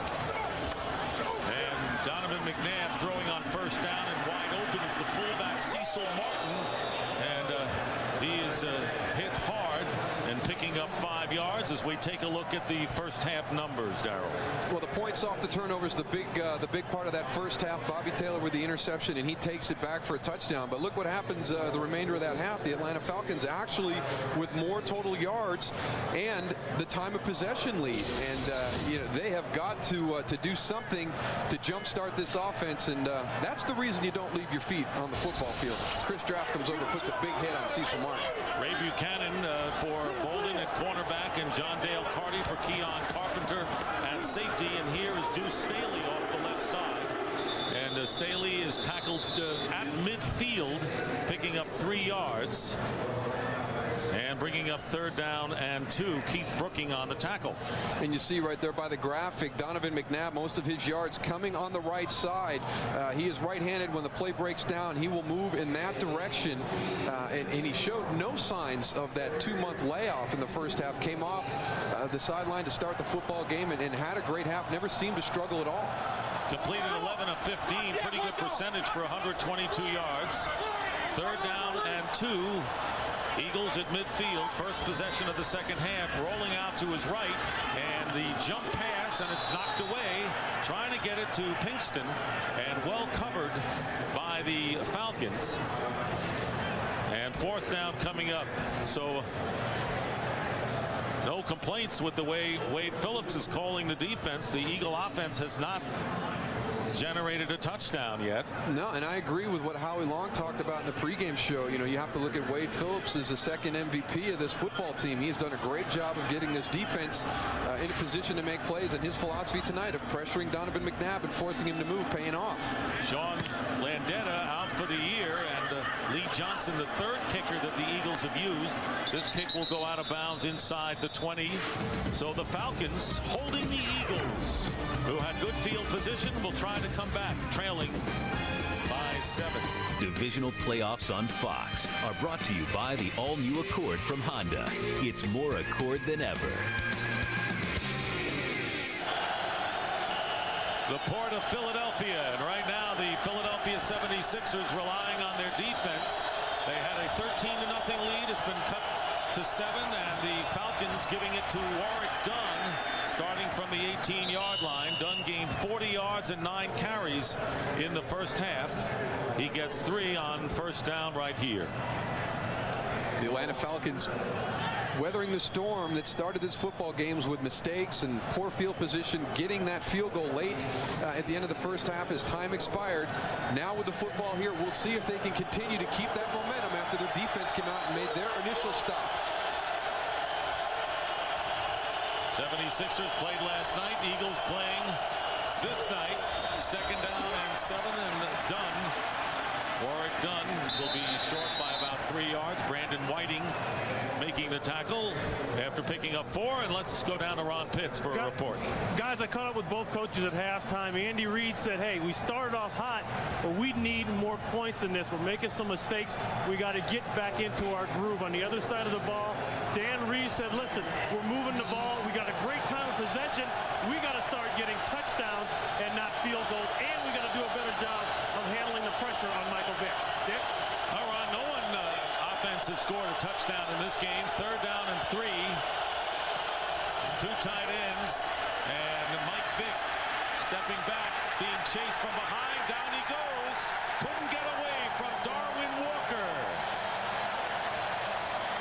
who was rejected by the Arizona Cardinals several years ago and has signed a contract extension. That is the 3rd sack for the Eagle defense and a loss for Vick of 11 yards. You see number 97, Darwin Walker, just relentless on his pass rush. He gets pushed by the pocket, gets back in, and finishes the play. And that's what Jim Johnston wanted all of his guys in that defensive front to do. You can't give up. This guy extends plays and makes things happen. Chris Moore will kick from inside the 5. And Brian Mitchell with a chance for a big return at the 45, but the Falcons are there, and George Lane makes the quick tackle, but the Eagles will start their next possession in Falcon territory. Back at Veterans Stadium, the NASCAR Craftsman Truck Series is coming live and exclusively to Speed Channel. First race kicks off on Speed Channel amid over 50 hours of live coverage from Daytona Speed Weeks leading up to the Daytona 500 right here on Fox. First down at the 42-yard line, and here's Pinkston, who can't hold on. Todd Pinkston has had a few in and out of his hands tonight, defended well, however, by Ashley Ambrose. I tell you what, the good thing about it is, though, they took a shot down the football field. They tested the Falcons secondary, and you pointed out, Dick, Todd Pinkston has got to make that catch. I mean, this is a tight game right now. Everything is laying in the balance. Somebody's got to step up and make a play to try and create an opportunity. Eagles leading by a touchdown. Bobby Taylor returning an interception for a score in the first quarter. Falcons defense has been porous in the second half, and this pass overthrown intended for Brian Westbrook as McNabb takes a shot. Wade Phillips continuing to pressure Donovan McNabb, and they had Brian Westbrook split outside. And when they empty that backfield, they're going to bring everybody on the blitz. Eagles protecting the quarterback very well in the last half of the season, and once again, McNabb not only has not been sacked, no turnovers, and this is exactly the script followed by Mike Vick last week for the Falcons in Green Bay. Donovan McNabb having the air-free night tonight, and his offensive line doing a great job of giving him time to throw. Dorsey Levens is split to the left as a receiver, empty backfield, and McNabb goes down, and it is Keith Brooking with the sack and the first of the game for the Atlanta Falcons. Keith Brooking is right over the center. He's directing traffic, but here he comes. Hank Fraley turns. There's a blown assignment in protection right there, because he just comes right up the middle. He's directing everybody where to go. Then when he decides to blitz, they've turned their protection away, and I think we jinxed Donovan McNabb where they're talking about not being sacked up until that point. And a loss of 11 yards, so the good field position for the Eagles dissolves, and Lee Johnson will be punting. Allen Rawson going back deep. Blocked, and the punter goes down, and the late flag is thrown, and this kick will be saved in the field, but there's a penalty marker back behind the line of scrimmage, and the Eagles claiming that the Falcons had possession and lost it and have the ball. And they do. The Eagles recover at the 1. Well, the flag should be for running into the kicker on Artie Ulmer, number 50. But they're going to decline that penalty and take the football. I can't believe somebody from the Atlanta Falcons was down in that area as the Eagles tried to bat the ball back into play to down it. And we saw Damian Douglas running with the football held high, apparently recovering that fumble. I think the field judge just signaled that the player who tried to bat the ball back might have stepped on the end line, so that would be a touchback.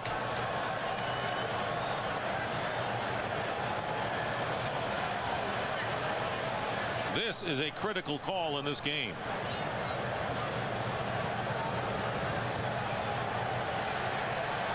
Well, there's the personal foul, roughing the kicker, not running into the kicker, so we got that one sorted out.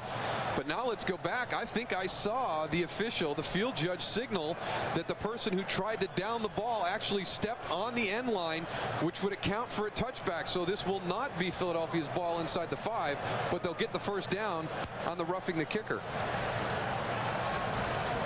The ball was illegally touched by the kicking team here. However, there was a personal foul, roughing the kicker on the defense. 15 yards, automatic, first down. Well, that roughing the kicker doesn't seem so bad now for the Atlanta Falcons, considering what could have happened down at the goal line. Yeah, that's a little bit more of running into the kicker than roughing, but here's the other end of the field. You can see his foot is down right there, but it looks as though he had batted the ball back. He didn't have possession. Sheldon Brown did not have possession when his foot hit the end line. Let's see. It's the right foot coming down.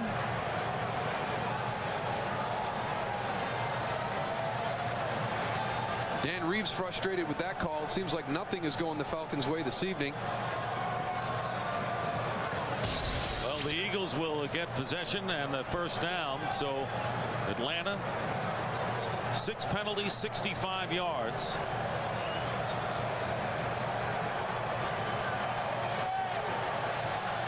You know, looking the way this game's gone, hard to believe the Falcons only 7 points down at this rate. Well, they're giving the Eagles every opportunity, but they're just not taking advantage of it. They started to drive in a similar position last time they had the ball and ended up punting. Fortunate to get that roughing the kicker, and now they've got another shot. And once the Eagles touched the ball, the Atlanta Falcons could not have lost possession on the fumble. So once Brown touched it, it could not be a fumble, but the Eagles now inside the Falcon 40-yard line.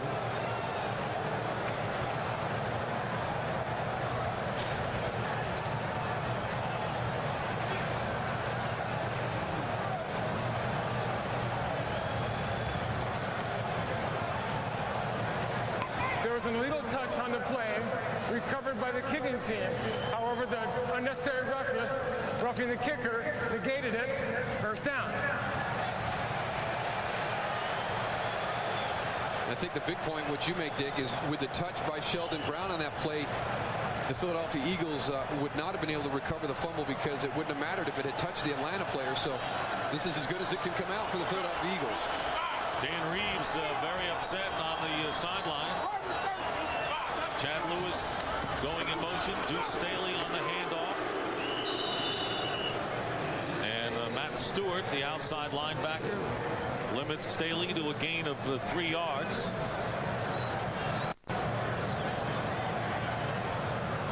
I don't know how much longer this Falcons defense is going to be able to keep Philadelphia from getting points with the field position that they have had in the second half.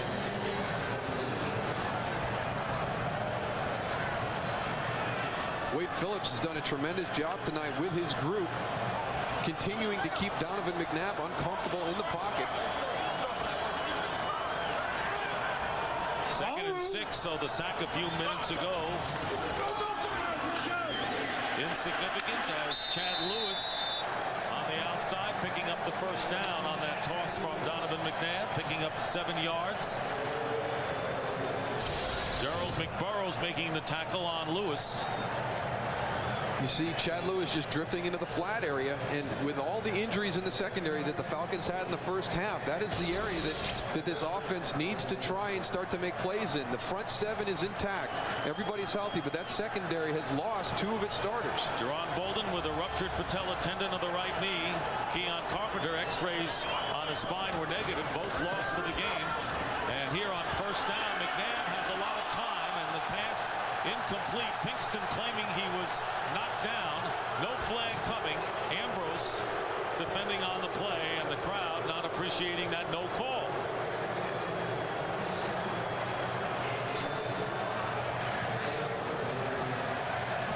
Well, some Joe's going to be a millionaire, I guess. He's got a lot of people chasing behind him. The Eagles fans upset, but I think Donovan McNabb short hopped that ball into Todd Pinkston, so I don't think it was a catchable pass. 2nd and 10 on the 27 of the Falcons. Already in David Akers' field goal range. Here's Deuce Staley with Martin blocking in front. And Staley finally knocked down at the 21-yard line. 3-yard pickup. Brooking and McBurrows in on the play. Under 9 minutes to go here in the 3rd quarter. It is really surprising that the Atlanta Falcons, who are so thin in the secondary, they started that way with Buchanan injured and not starting, coming in as the 3rd cornerback, and now losing 2 other players. And yet it looks as if the Eagles have been content to run the ball and pass underneath. And I think that's why this crowd has been so quiet. You remember how raucous they were in the first half. They have had very little to cheer about since that opening 5 minutes. 3rd and 7. McNabb. And the ball is jarred loose, and the Eagles may have recovered. Patrick Kearney coming in and knocking the ball away from McNabb, but a loss of 6 yards, and it is 4th down. Well, the one thing you don't want to do on a 3rd down in this situation is take the sack. Donovan McNabb very fortunate to have one of his guys get this football back, but they were inside David Akers' range rather comfortably, but now this will be a little bit more of a stretch as he's lining up for a 51-yard field goal right now. Akers has been successful from 34 and 39 yards, so this is pretty close to his career long distance of 53. The 51-yard field goal is long enough, and it is no good as it hits the upright and bounces onto the field. And Wade Phillips now feeling that maybe the momentum going back to the Atlanta Falcons, who dodge another tough situation. Right off the upright, and the score remains 13. And the Falcons hanging in there in this game with 7:43 remaining in the 3rd, trailing 13-6 on first down. Here is Vick being chased by Kalu, and he completes to Trevor Gaylor, and Gaylor with a first down into Philadelphia territory. The tackle by Brian Dawkins picking up 12 yards. And of course, everyone in the football world, in the sports world, mourning the loss of one of the great sports reporters and sports writers, Will McDonough, who passed away at the age of 67. Had the greatest of all contacts. Everyone went to Will McDonough when they wanted to find out who to call, and everyone is going to miss Will McDonough, who for 40 years wrote brilliantly for the Boston Globe. And following his blocking is Vick, who picks up 8 yards on the play. And that's the one thing that Jim Johnston did not want to see tonight. Yet several occasions, the Philadelphia Eagles defense allowing Mike Vick to scramble to his left and make plays down the football field. Even when they've got him wrapped up in the middle of the field, he maneuvers to the left. Whether he's throwing or he's running, he's at his most dangerous when he moves to his left. Hey, he's gained 34 yards on the ground. Jim Johnston says that's the limit. We can hold him to 34 and 120 passing. We should win the game. And here is Vick. And this pass incomplete. Flag is down. Trying to get it to Warwick Dunn. Eagles have been penalized only once in this game. And this will be a personal foul against the Falcons. So they can't get out of their own way in the penalty department in this one. Can ill afford that against this team. Personal foul. Leg whip, number 38 of the offense. 15-yard penalty. Remains 2nd down. It's the fullback, George Lane, who's moved into the fullback spot with Bob Christian out for the rest of the year with a concussion. And there he is at the bottom of your screen. He goes to cut N.D. Kalu, and when he gets a little bit too low, your natural reaction as a blocker is to throw that leg up. You've got to come through, put your shoulder through his thigh pad. And time again in the NFL, these defensive linemen are so athletic that if you go down low, they just push you into the turf, hop over you, and start chasing the quarterback. Playing into the hands of the Eagle defense, second and long, back on their 44. And Vick up the middle, and Crumpler with the reception and a first down. Algie Crumpler. And it was the intention of Dan Reeves to use the big tight end the way the Giants used Jeremy Shockey against the Eagles in that final regular season game. And with Barry Gardner in the lineup, the matchup that the Eagles want, yet L.J. Crumpler is able to find that open lane. You see Barry Gardner, number 52, coming in there late. But this is the guy that Jim Johnston and the defense were worried about, getting downfield in situations. Gain of 25. Falcons with a first down on the Eagles 31. Here's Warwick Dunn following his blocking and runs head on into Blaine Bishop. You take a look at that crowd right there. There's nobody standing up and cheering. You're starting to see some expressions of concern on the fans here in the vet, because this team has just not played well since the first 5 or 6 minutes of the game. No, they haven't, and Andy Reid has to be concerned. And while this crowd could be very, very loud and a big asset to the Eagles, they get quiet in a hurry as well, as we've seen. 2nd and 7.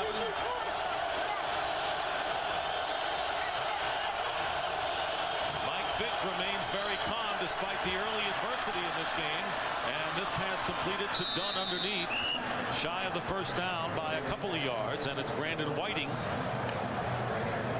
making the tackle with 5 minutes to go in the third. And this is why you can't use a contained pass rush against Mike Vick, because he has the ability to stand in the pocket, find his open receivers, and deliver the football. And he's getting to the point that Dan Reeves would like to see him. And that's where people start to respect his arm as much as they do his legs, and worry about what he can do down the field throwing the ball. 3rd down and 2. Falcons on the Eagle 23. Getting protection this time, and Vick's pass, and it's Gaylor who manages to make the reception and get the first down before going out of bounds. They're sending everybody down the field, but Mike Vick being very patient, checking the ball down to his underneath receivers, allowing them to make some catches and run after the catch. And well, right now, this is just a different Philadelphia defense than we have seen. And I did not expect them to put this little pressure on them. I know that Jim Johnston worries about scrambling quarterbacks and their ability to break plays, or if you've got that big running back. But right now, they're being very passive. They put on the pressure early, but now they seem to have leveled off. And this Atlanta Falcon team, feeling that they have nothing to lose, they're playing with the house's money, and they have certainly come back after a rocky beginning. First down, and here is Vick throwing the pass away, and well covered was Brian Finneran by a group of Eagles, including Troy Vincent. And Vick slowly getting up. He took a shot from Paul Grassmanis, and they have gotten to Mike Vick all night long. And last week in Green Bay, he was knocked sacked one time. He was able to extend plays and convert 3rd downs. But you can see we've seen him on several occasions get up, shaking a hand, trying to shrug off a hit by the defenders. Knocked out in the first Tampa Bay game back in October with a sprained right shoulder. The only game he missed was the game against the Giants. 2nd down and 10, and Vick all of a sudden turns it on to the 10, to the 5, and a flag is down, and Vick getting in for the touchdown, but there's a penalty marker down. And Vick shaken up. As we said, the only game he missed this year was against the Giants, and he was crunched as he crossed the goal line. We've got a Philadelphia Eagle down also inside the 5. And a holding called against the Falcons, and Dan Reeves is going wild now. That will nullify the score. Offense number 71. 10 yards still, 2nd down. Holding penalty against against Travis Claridge, the left guard, nullifying the touchdown.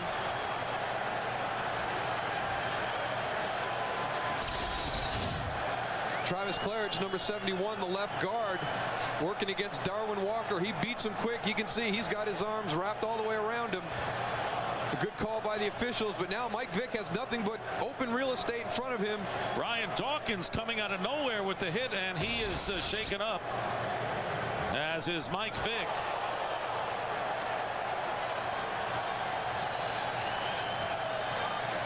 That was a ferocious hit by Brian Dawkins, and Doug Johnston, who was the quarterback in the Falcons' victory over the Giants, begins to loosen up.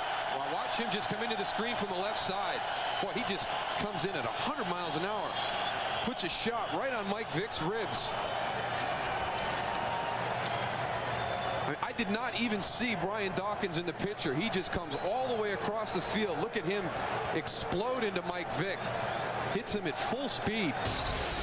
And this is reminiscent to the hit that Dawkins put on Ike Hilliard of the Giants. Dawkins ultimately was fined $50,000 as the officials ruled that it was helmet to helmet. So Vick coming out for one play, and Doug Johnston, the quarterback, on 2nd and 20, out of the shotgun with an empty backfield. Ice cold, Doug Johnston completes the pass to Brian Finneran, and the former Eagle from Villanova University gets down to the 16-yard line. Michael Lewis, the rookie safety, on the tackle, and Vick now returns to the game. He had to be out for one play. What a great job by Doug Johnston. Just popping up off the bench, come in, make a nice completion, puts your quarterback back in the game with an opportunity to move the chains. I'm so impressed. I mean, all season long, we have seen backup quarterbacks come in, you know, whether it's for a play like that by Doug Johnston or for an extended period of time, just doing a great job of filling in. And Lewis filling in right now for the injured Brian Dawkins at free safety. 3rd down and 6, and the flip, and Warwick Dunn going back to Michael Vick, escapes a couple, and Michael Vick is going to go out of bounds. Vick was not about to challenge any more green jerseys after getting hit hard by Dawkins a few moments ago. He's got to still be woozy, you think. Oh yeah, back at Virginia Tech, Michael Vick was an option quarterback. He needed to push that one a little bit farther to make that defender make a decision, but I agree with you right here, Dick. Live to play another play. Get out of bounds. Bobby Taylor's not going to let you by. You got 9 other guys coming across the field in pursuit. So Jay Feely will try a 37-yard field goal. He is 2 for 2. Including a 52-yard field goal as time ran out in the first half. And Feely's kick way off to the right. So Feely made the tough one, but you got to remember going into the wind on that field goal attempt. This is a 37-yard attempt, and the Eagles maintain a 13-6 advantage. Well, where do all the hippies meet? South Street. South Street, as the song goes, and the Philadelphia Eagles clinging to that touchdown lead. Donovan McNabb going up the middle to Deuce Staley, and Staley picking up a few extra yards. Good effort by Deuce Staley, picked up at least 6 more, and winds up with 19 and a first down for the Eagles at the 46. Well, more special teams miscue. Chris Moore, the holder. We saw Jay Feely push that field goal attempt wide to the right, but watch the ball slide as he puts it down. Still sliding as he comes through on the kick. That's why that ball was pushed wide to the right. I tell you what, it's something you take for granted, something that you should be able to execute at this level, but you never know what's going to happen. And that, I mean, you saw it last week in the Giant-Niner game. No, it never is. Eagles first down. Yet to see an offensive touchdown in this game, and there's the screen to Staley. Staley getting by one defender and diving for the first down. Buchanan on his legs, and a Falcon is shaken up back at the 35-yard line. With under a minute and a half to go in the 3rd quarter, and it's John Theory, the pass rushing specialist, who comes in at outside linebacker, and he is injured. Falcons have already lost 2 members of their secondary in Jerron Bolden and Keon Carpenter. And now Theory is shaken up. John Theory, the linebacker they bring in as a pass rush specialist, he'll come in and take the place of Matt Stewart in that defensive front. And actually, Theory started last week's game against the Green Bay Packers because they wanted to have the pass rusher in there. So they're working on Theory, and we'll take a break here at Veterans Stadium. 13-6, the Eagles. John Theory, and he was stunned as he came off the field, and still may be sitting on the bench. Oh, yeah, he took a knee to the head by Travis Hall. And I tell you what, you get hit in the side of the head, someone's going to hop over you. All of a sudden, the lights go out for a few seconds. Eagles first down on the Falcon 42, and here's Deuce Staley, who's hit at the 40-yard line. Travis Hall with a 2-yard gain by Deuce Staley. John Theory at the top of the screen on the left. 98 Travis Hall will be the guy who goes to hop over him. Now watch right there as he goes to leap over John Theory. He knees him right in the side of the head. And somebody's calling, but nobody's answering at number 55's house. On this drive, McNabb has thrown 2 passes to his running back Deuce Staley for 19 and then 12 yards. Ran him the last time, and now McNabb downfield and trying to get it to Thrash, and the pass nowhere near him. And 32 seconds remain as 3rd down and 8 coming up now for the Eagles. And the Falcons and Wade Phillips have done a terrific job defensively. The only touchdown in the game was Bobby Taylor's interception in the first quarter, return for 39 yards and a touchdown on a pass from Mike Vick. This game becoming very reminiscent of the Giant Eagle season finale, where Philadelphia scored on their opening drive and then hung on. The game got tight in the 4th quarter. They ended up losing in overtime. The Atlanta Falcons continue to stay in town. Donovan McNabb on the screen to Dorsey Levens. Levens big play. A flag is down back at the 40. Dorsey Levens, former Packer, gets the first down, but that will be nullified. Holding called against the Eagles. And they have not been penalized much tonight. But this is a critical one.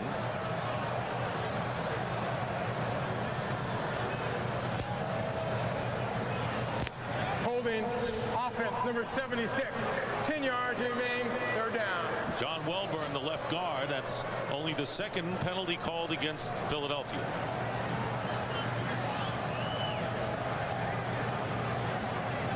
Third down and 18.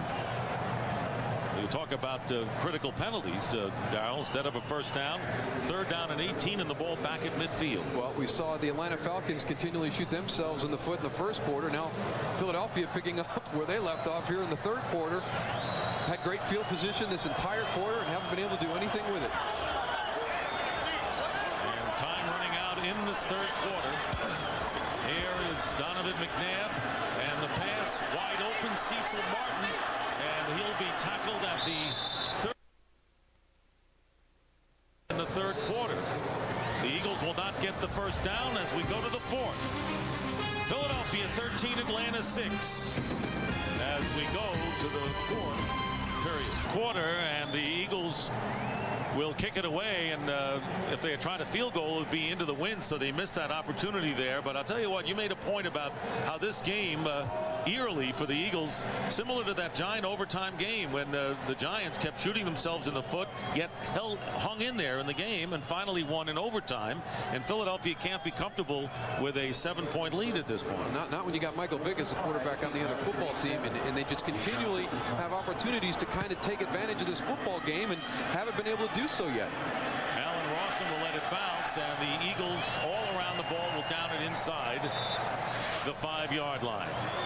Well, more NFC Divisional playoff action comes your way tomorrow at noon Eastern, 9 a.m. Pacific, right here on Fox. The 49ers getting a life, coming back from 38-14 to win that 1-point game against the Giants last week against the Tampa Bay Buccaneers, who got the bye. How do you figure that one?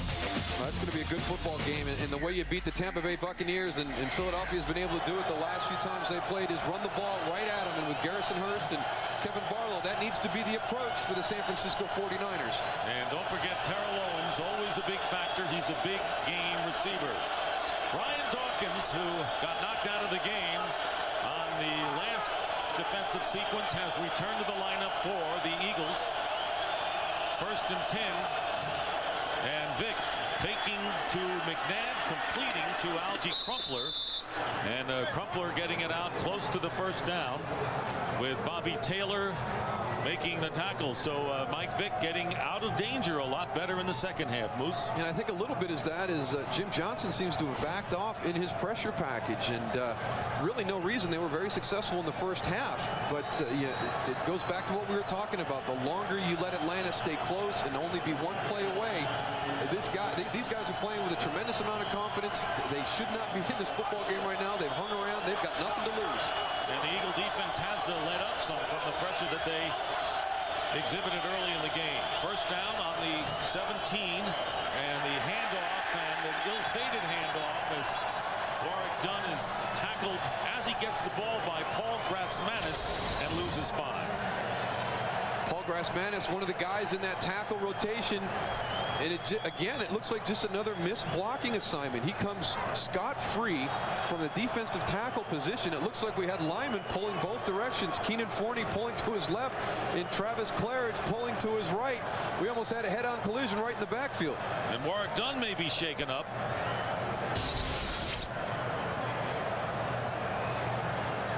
Warwick Dunn now down.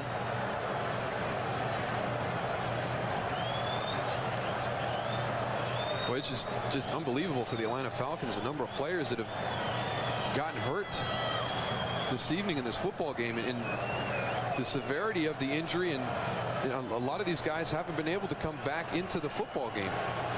Dunn is going to leave, and T.J. Duckett, who has had injury problems of his own this year with the foot and knee problems, finally was healthy last week and had an impressive game against the Green Bay Packers with 45 yards gained and scoring a touchdown. But now the Falcons are backed up. 2nd down and 15 on their own 12.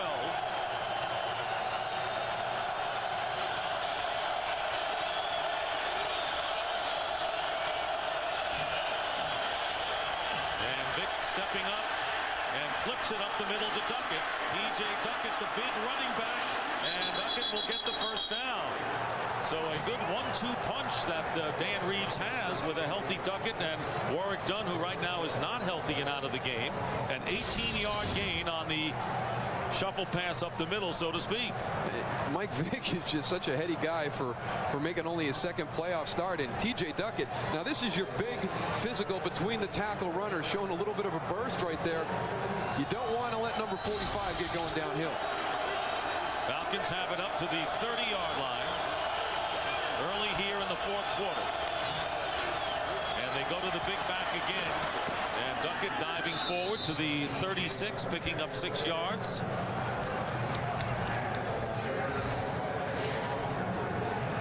The stadium has gotten quiet. The excitement on the Philadelphia Eagles sideline's not there anymore. Before kickoff, these guys jumping around.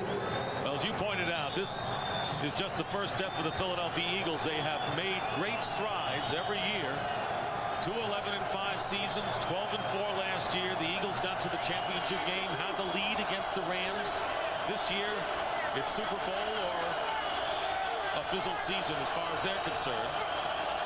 Clinging to a 7-point lead on 2nd and 4. The pass dropped by Crumpler. Might be the easiest pass he had thrown to him all day. I think that Algie Crumpler has the best hands on the Atlanta Falcons football team. I'll put him up against any one of the wide receivers. He does the right thing on the hot route. He lets the blitzer go by, gets his head around quick to the quarterback, just hits him right in the hands and drops it. Looking at the breakdown of the Falcons' 3rd down conversions. They've been very effective all night long at all the distances, whether it's short, medium, or long. And Warwick Dunn back into the game for Atlanta. 3rd down and 4 on the 36. And here is Vick, and this pass dropped by Finneran. Finneran would have had the 1st down had he held on, and no defender close to him. So 4th down coming up, and the Falcons will have to kick. 2 critical drops by Algie Crumpler, and on the next play, Brian Finneran, enough yardage by both of those guys to convert the 1st down. You see Brian Finneran right there, releases to the flat. They have a nice little pick where Troy Vincent can't get there in time. He slips, is unable to make the catch, and now the Falcons are punting. Chris Moore kicking it away. Brian Mitchell. Fair catch by Mitchell at the 25.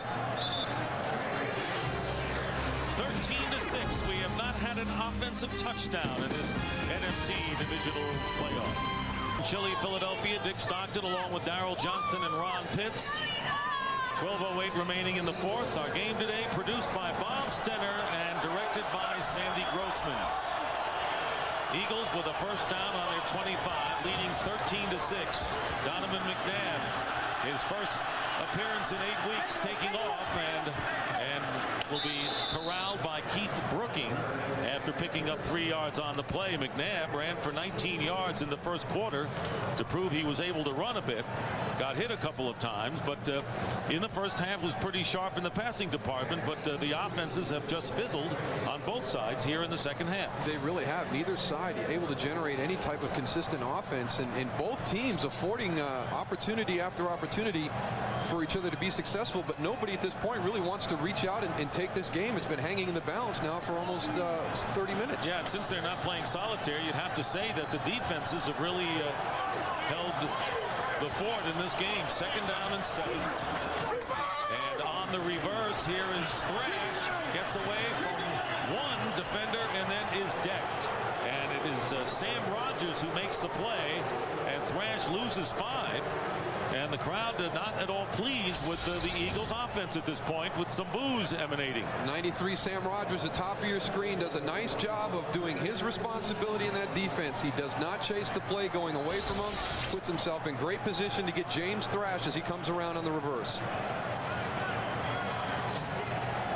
Philadelphia, on the other hand, has struggled in their third downs. Now you look, this one being in that 3rd and 7+ area at 3rd and 14. They are 0 for 5 at this point.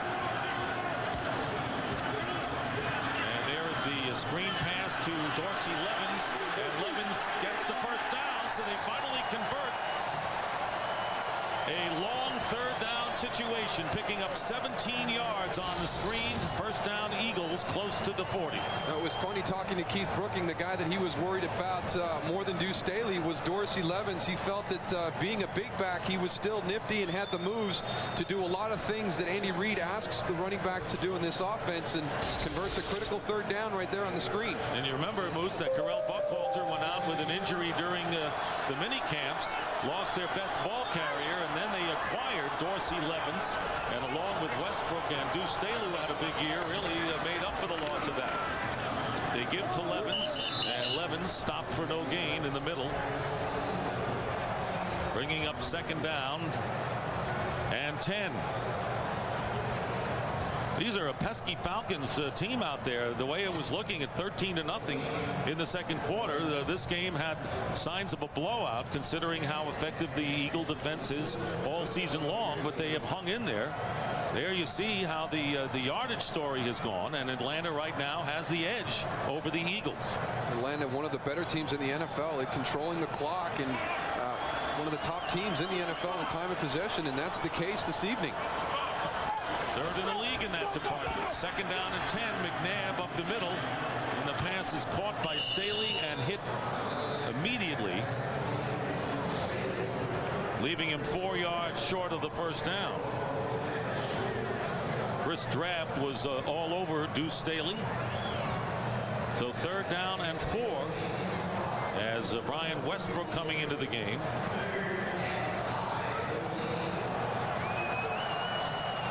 David Akers with a mid-game snack, but he's getting some heat over there, and he doesn't look like he's doing too good. Maybe bothered by something. This is a war of attrition we're seeing, mostly on the part of the Falcons. 3rd down and 4, and the screen going out to Brian Westbrook. He's got that speed factor, which is why he was picked on the 3rd round from Villanova, and he adds that dimension to the Eagles. Gets 13 yards, mostly on the run after the screen pass, and a first down into Atlanta territory. Again, it's part of this multiple offense that Andy Reid and Brad Childress run, where you've got to defend so many different things, and Brian Brian Westbrook, he's the guy that you bring in to do some of the specialty plays, and you see the distribution right there. They get everybody involved in this passing attack, and it does put a lot of pressure on the defense. Running backs have caught 10 of the passes. First down on the Falcon 44. Staley. And dragged down just inside the 40, picking up 5 yards. And this is a good ball control possession for the Philadelphia Eagles, who are looking for at least 3 points that would raise their lead to 10, and forcing the Falcons to need 2 scores to pull this one out. Second down and 5 at the 39. Where you going?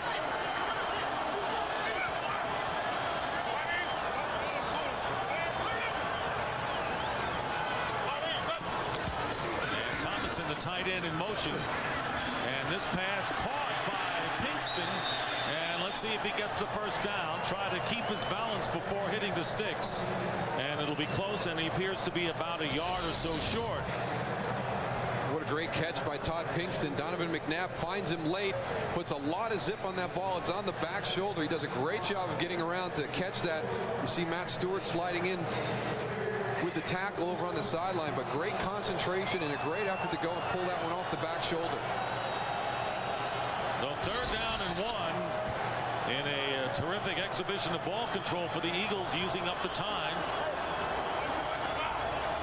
Over 5 minutes of elapsed time on this drive, and here is McNabb needing 1 yard, and this pass incomplete. And a terrific play by Ashley Ambrose on Todd Pinkston, knocking the ball away. So it's 4th and 1. And McNabb looking to the sidelines. And what does Andy Reid do here? Well, Andy Reid plays field position, and right now you can see David Akers right there. And I don't know if he's 100%. I don't know how he feels. It would be a long field goal into the win anyway. I don't think that's the option for him. I think he goes for it, and that appears to be the call for Andy Reid. 4th down and 1 at the 35. Now Akers ready to come on if they decide, and the timeout by the Eagles, their first of the second half, to discuss the situation. They appear to be going for the 4th down and 1. Keep in mind, though, they may try the hard count to induce the Falcons to go offside and get the first down. David Akers over on the sideline. Not a good percentage in any event to try a field goal against the wind, which would be about a 52-yard attempt. So the 4th down play, and they're going to run it. And here's Donovan McNabb's pass, and it's caught, flagged down. James Thrash running into the end zone. Touchdown. James Thrash caught it, and no one near him, and a 35-yard touchdown pass.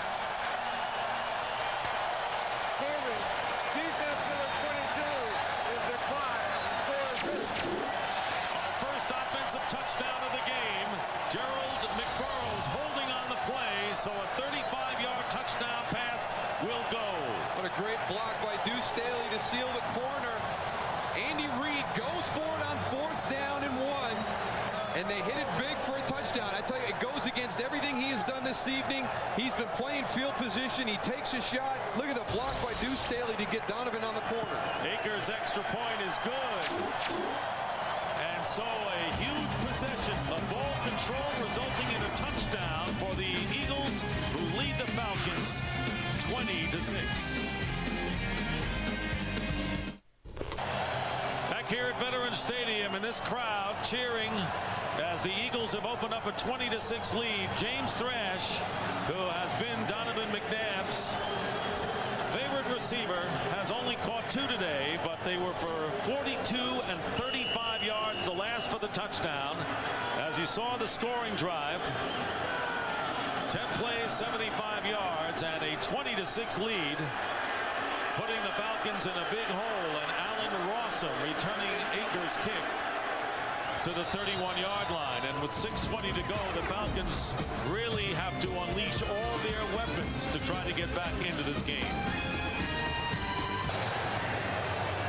There's Brad Childress, the Philadelphia Eagles coach, the offensive coordinator, and the burden now is on the shoulders of Mike Vick, who has completed 17 of 30 for 124 yards, one critical interception, and his first pass and diving is Brian Finneran, and he makes the reception on the Eagle 40-yard line. So the Atlanta Falcons come right back with a 29-yard play on first down. He has such an effortless throwing motion. I mean, there's nothing to that. That ball comes in like a laser. He fit it into a tight spot. I tell you what, this guy is unflappable, and I think what's going to pay off right now is the game earlier in the season against the Pittsburgh Steelers. They were down 17 in the fourth quarter. He knows he can engineer a comeback. He starts off with a great pass on that first down. Darren Chiaverini into the game for the first time, replacing Finneran, lining up to the right. And here is Vick getting away from Kalu, and open is Warwick Dunn. Dunn inside the 30-yard line, trying to wend his way for more yardage, and gets to the 21. So a 20-yard pickup. Again, let's look at Mike Vick.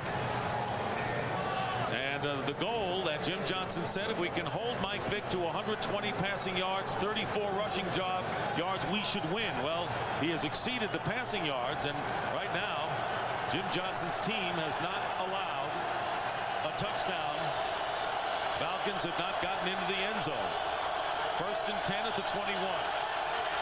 Under 5 minutes remaining in the fourth quarter.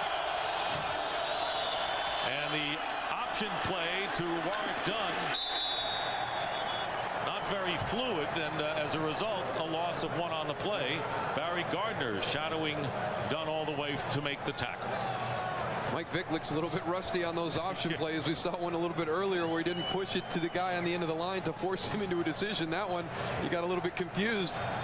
You know, I thought that maybe they ought to try the single wing. I mean, what better player to run a single wing who could pass and run than Mike Vick? Well, there's a lot of people that say he's the fastest, most talented guy on the field, regardless of who you're playing. Second and 10, and the Eagles know that it's an empty backfield, and here they come. And the linebackers come storming in, and it was Sean Barber trying to get to Mike Vick. The pass is incomplete. And it'll be third down.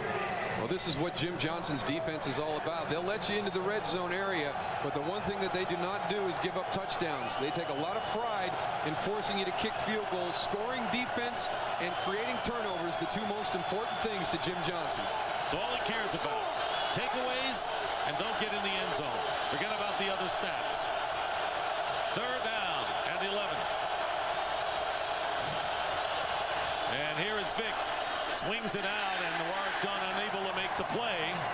And fourth down coming up, and the Atlanta Falcons trailing 20-6 with 4:38 to go.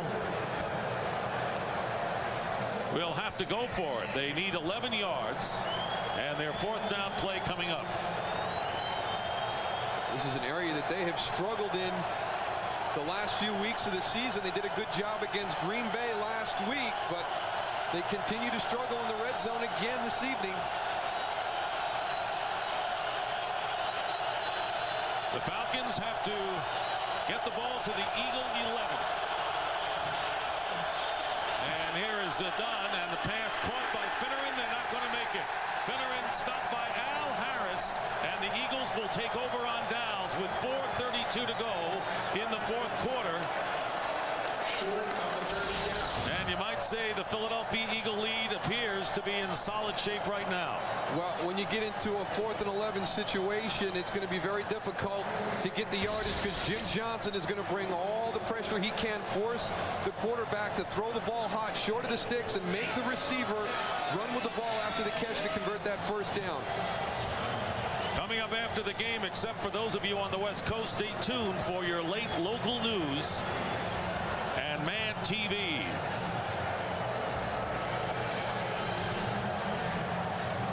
Eagles leading 20-6. And after losing the time of possession battle in the first half, controlling the ball, and that's what they are going to do right here. The Falcons going to be forced to use timeouts on the defensive side, but trailing 20-6. going into that last drive, they were still behind in the second half. That last touchdown drive, their most effective offensive output of this second half. Here's Deuce Staley. And Staley getting out to the 20-yard line, picking up 3 yards. And the Falcons do not stop the clock.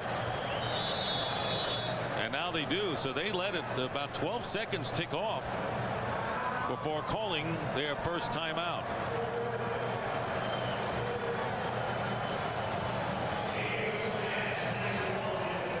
Well, Dan Reeves coming into this game, winningest active playoff coach with 11 victories in the playoffs. And what a job he's done. He's blessed, of course, with Mike Vick as his quarterback.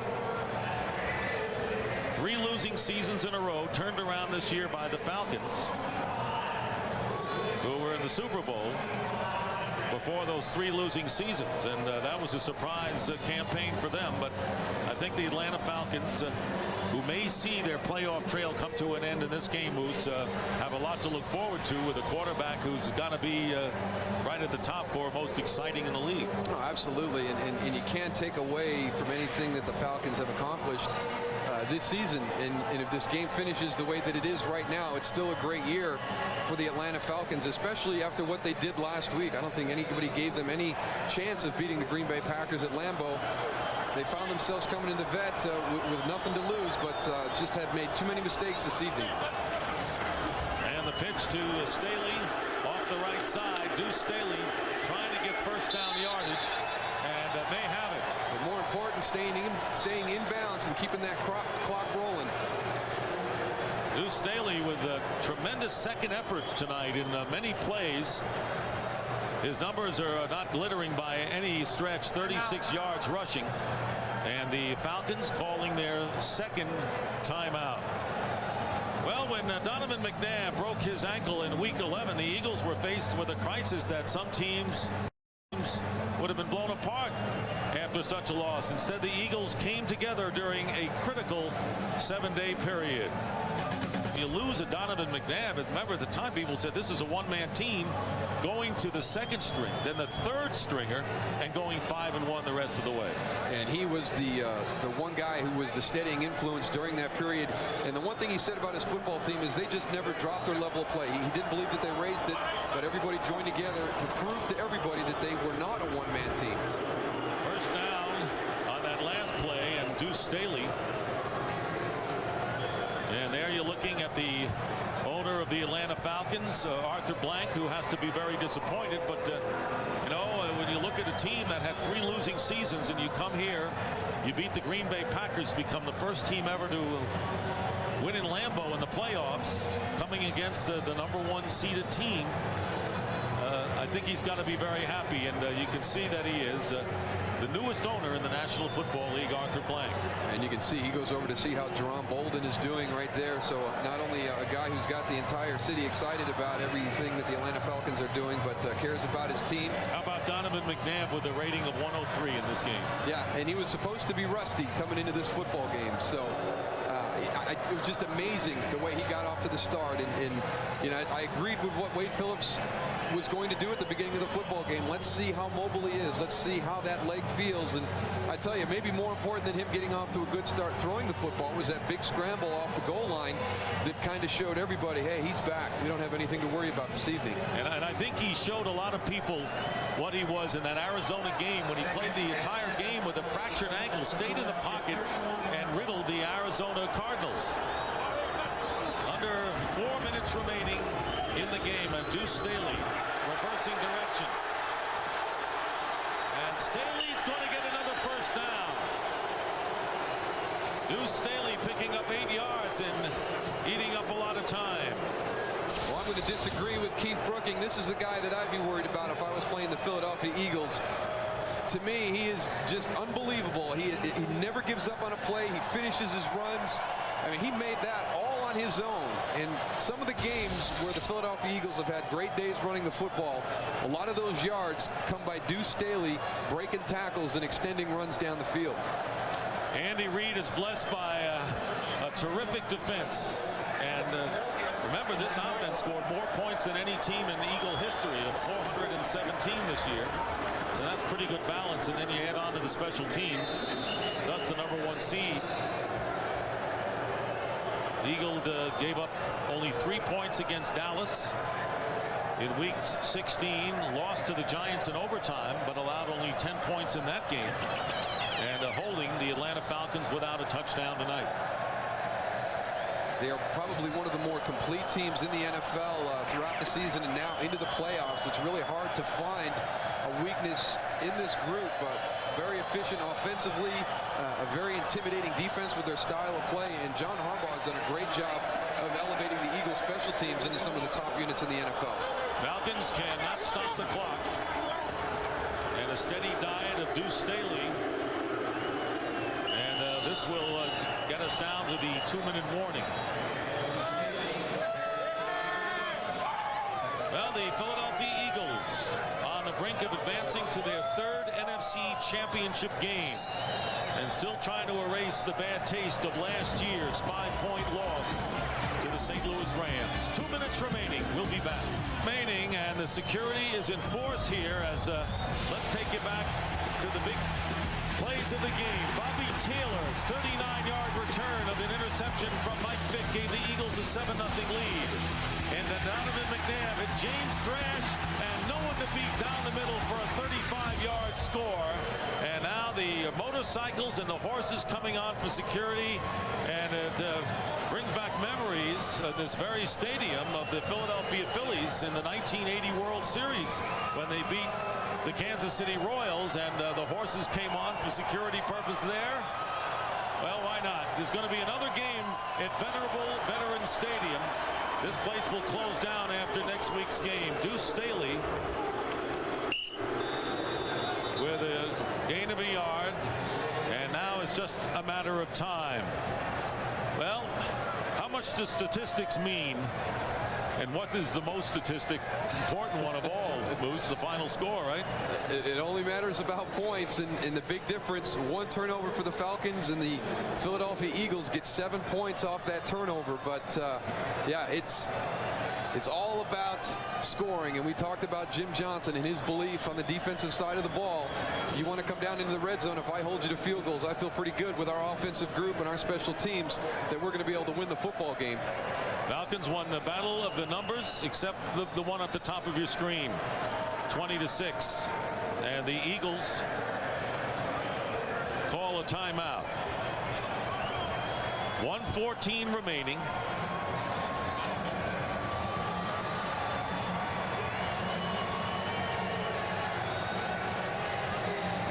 Well, the fans have a lot to cheer about, but they're not going to get on the field, that's for sure, after this game, after what we've seen. And there is Jeffrey Lurie, the owner of the Philadelphia Eagles, who made the decision to hire Andy Reid as head coach. And we want to thank some people who have done a terrific job all season long. Game produced by Bob Stenner, directed by Sandy Grossman, as we mentioned. The associate director, Charles McDonald. The broadcast associates, Wayne Wilson and Robert Slosby. Technical producer, Bob Mueller. Pre-game show produced by Scott Ackerson and directed by Bob Levy. Lee Johnson with his punt. And Alan Rossum at the 11-yard line. Trying to break one. He did at the beginning of the game, but it was called back, and he's down at the 30. Studio technical supervisor, Jack Simmons. The senior producer is Bill Brown. The executive producers of Fox Sports are Ed Gorin and David Hill. And we'd also like to thank our stats crew, Chris Visser, Rick Odioso, Wade Junko, and Mike Eldridge, and all the technical crew with a job well done. And it all continues tomorrow on Fox at noon Eastern as the San Francisco 49ers face the Tampa Bay Buccaneers. And the winner of that game will face the Philadelphia Eagles in the NFC Championship game a week from tomorrow. First down at the 30 for Mike Vick.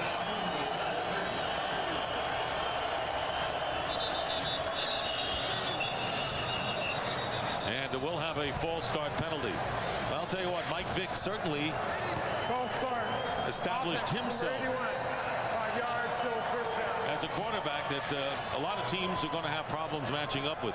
Well, one of the best defensive coordinators in the NFL, Jim Johnston, in his style and his approach to how he plays defense, and for him to be concerned about this guy as much as he was when we talked to him during the course of the week, and it's only going to become more difficult for coordinators around the NFL as he becomes able to attain more and more of the offensive package that the Falcons want to do. First down and 15, and Vic, the time, completes it to Trevor Gaylor, and Gaylor fumbles the ball, loose ball at the 40, and recovered by Atlanta. Well, in talking with Dan Reeves has been around. He has coached John Elway. He's been a veteran of 24 years as a coach. He says that Mike Vick is the most down-to-earth 22-year-old he has ever met in his life. High praise coming from Dan Reeves. Second down and 1, under a half a minute to go.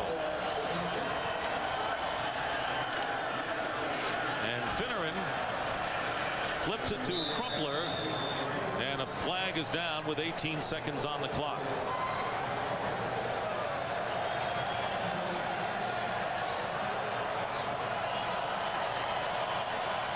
Well, Daryl, you've been here before. You've been in the playoffs. You win a game, you know it's in the bag, and now you're within one game of the Super Bowl. The feeling knowing you have one game and then you get to the big one. Well, you got a lot more work to do. Face mask, number 53 of the defense. 15 yards from the end of the run, automatic. First down. Because not only do you have one more game to play next week for the conference championship, but then you've also got to go win that Super Bowl game if you are fortunate to go there. And that's one thing you can't lose sight of. You know, sometimes you worry that guys, when we were with the Dallas Cowboys and had a chance to go, that, you know, our work's not done. We've made it to the Super Bowl, but we still have to play that game. And it's so exciting right now. All that hard work that started back in the offseason with your strength training and conditioning through the rigors of training camp and a long 16-week season, and you're right on the doorstep. Face mask penalty called against Hugh Douglas. And this pass is intercepted. What a fitting ending to this game. Brian Dawkins with the interception.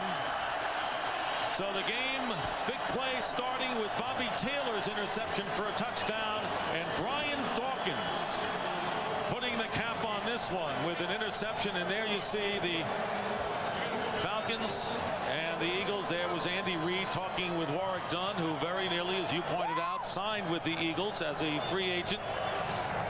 9 seconds remaining in the game, and there'll be other days for Mike Vick. But for the Philadelphia Eagles and Donovan McNabb, who answered all of the questions early on in this game, Daryl. He really did. By the way, he came out and played in the first quarter. He silenced any concerns that the Eagles would have about how he was going to play, and just absolutely incredible to me. And really, just to have him on the football field, you knew his presence alone would be an emotional spark. But for him to come out and play the way that he did in that opening quarter and just control the game and make the throws and be able to do everything that he had done before the injury, just like Andy Reid said, you know, I'm not changing my game plan. He'll be able to execute anything I call. And the Eagles have had a great knack of not suffering back-to-back losses. Their last game was the defeat to the Giants, last game of the regular season in overtime, and they come back and win this game. They have not lost back-to-back games since early last year and have won now, and there'll be one more game at Veterans Stadium. One more Eagle game, and the final score 20-6 as we send it down to Ron Pitts. All right,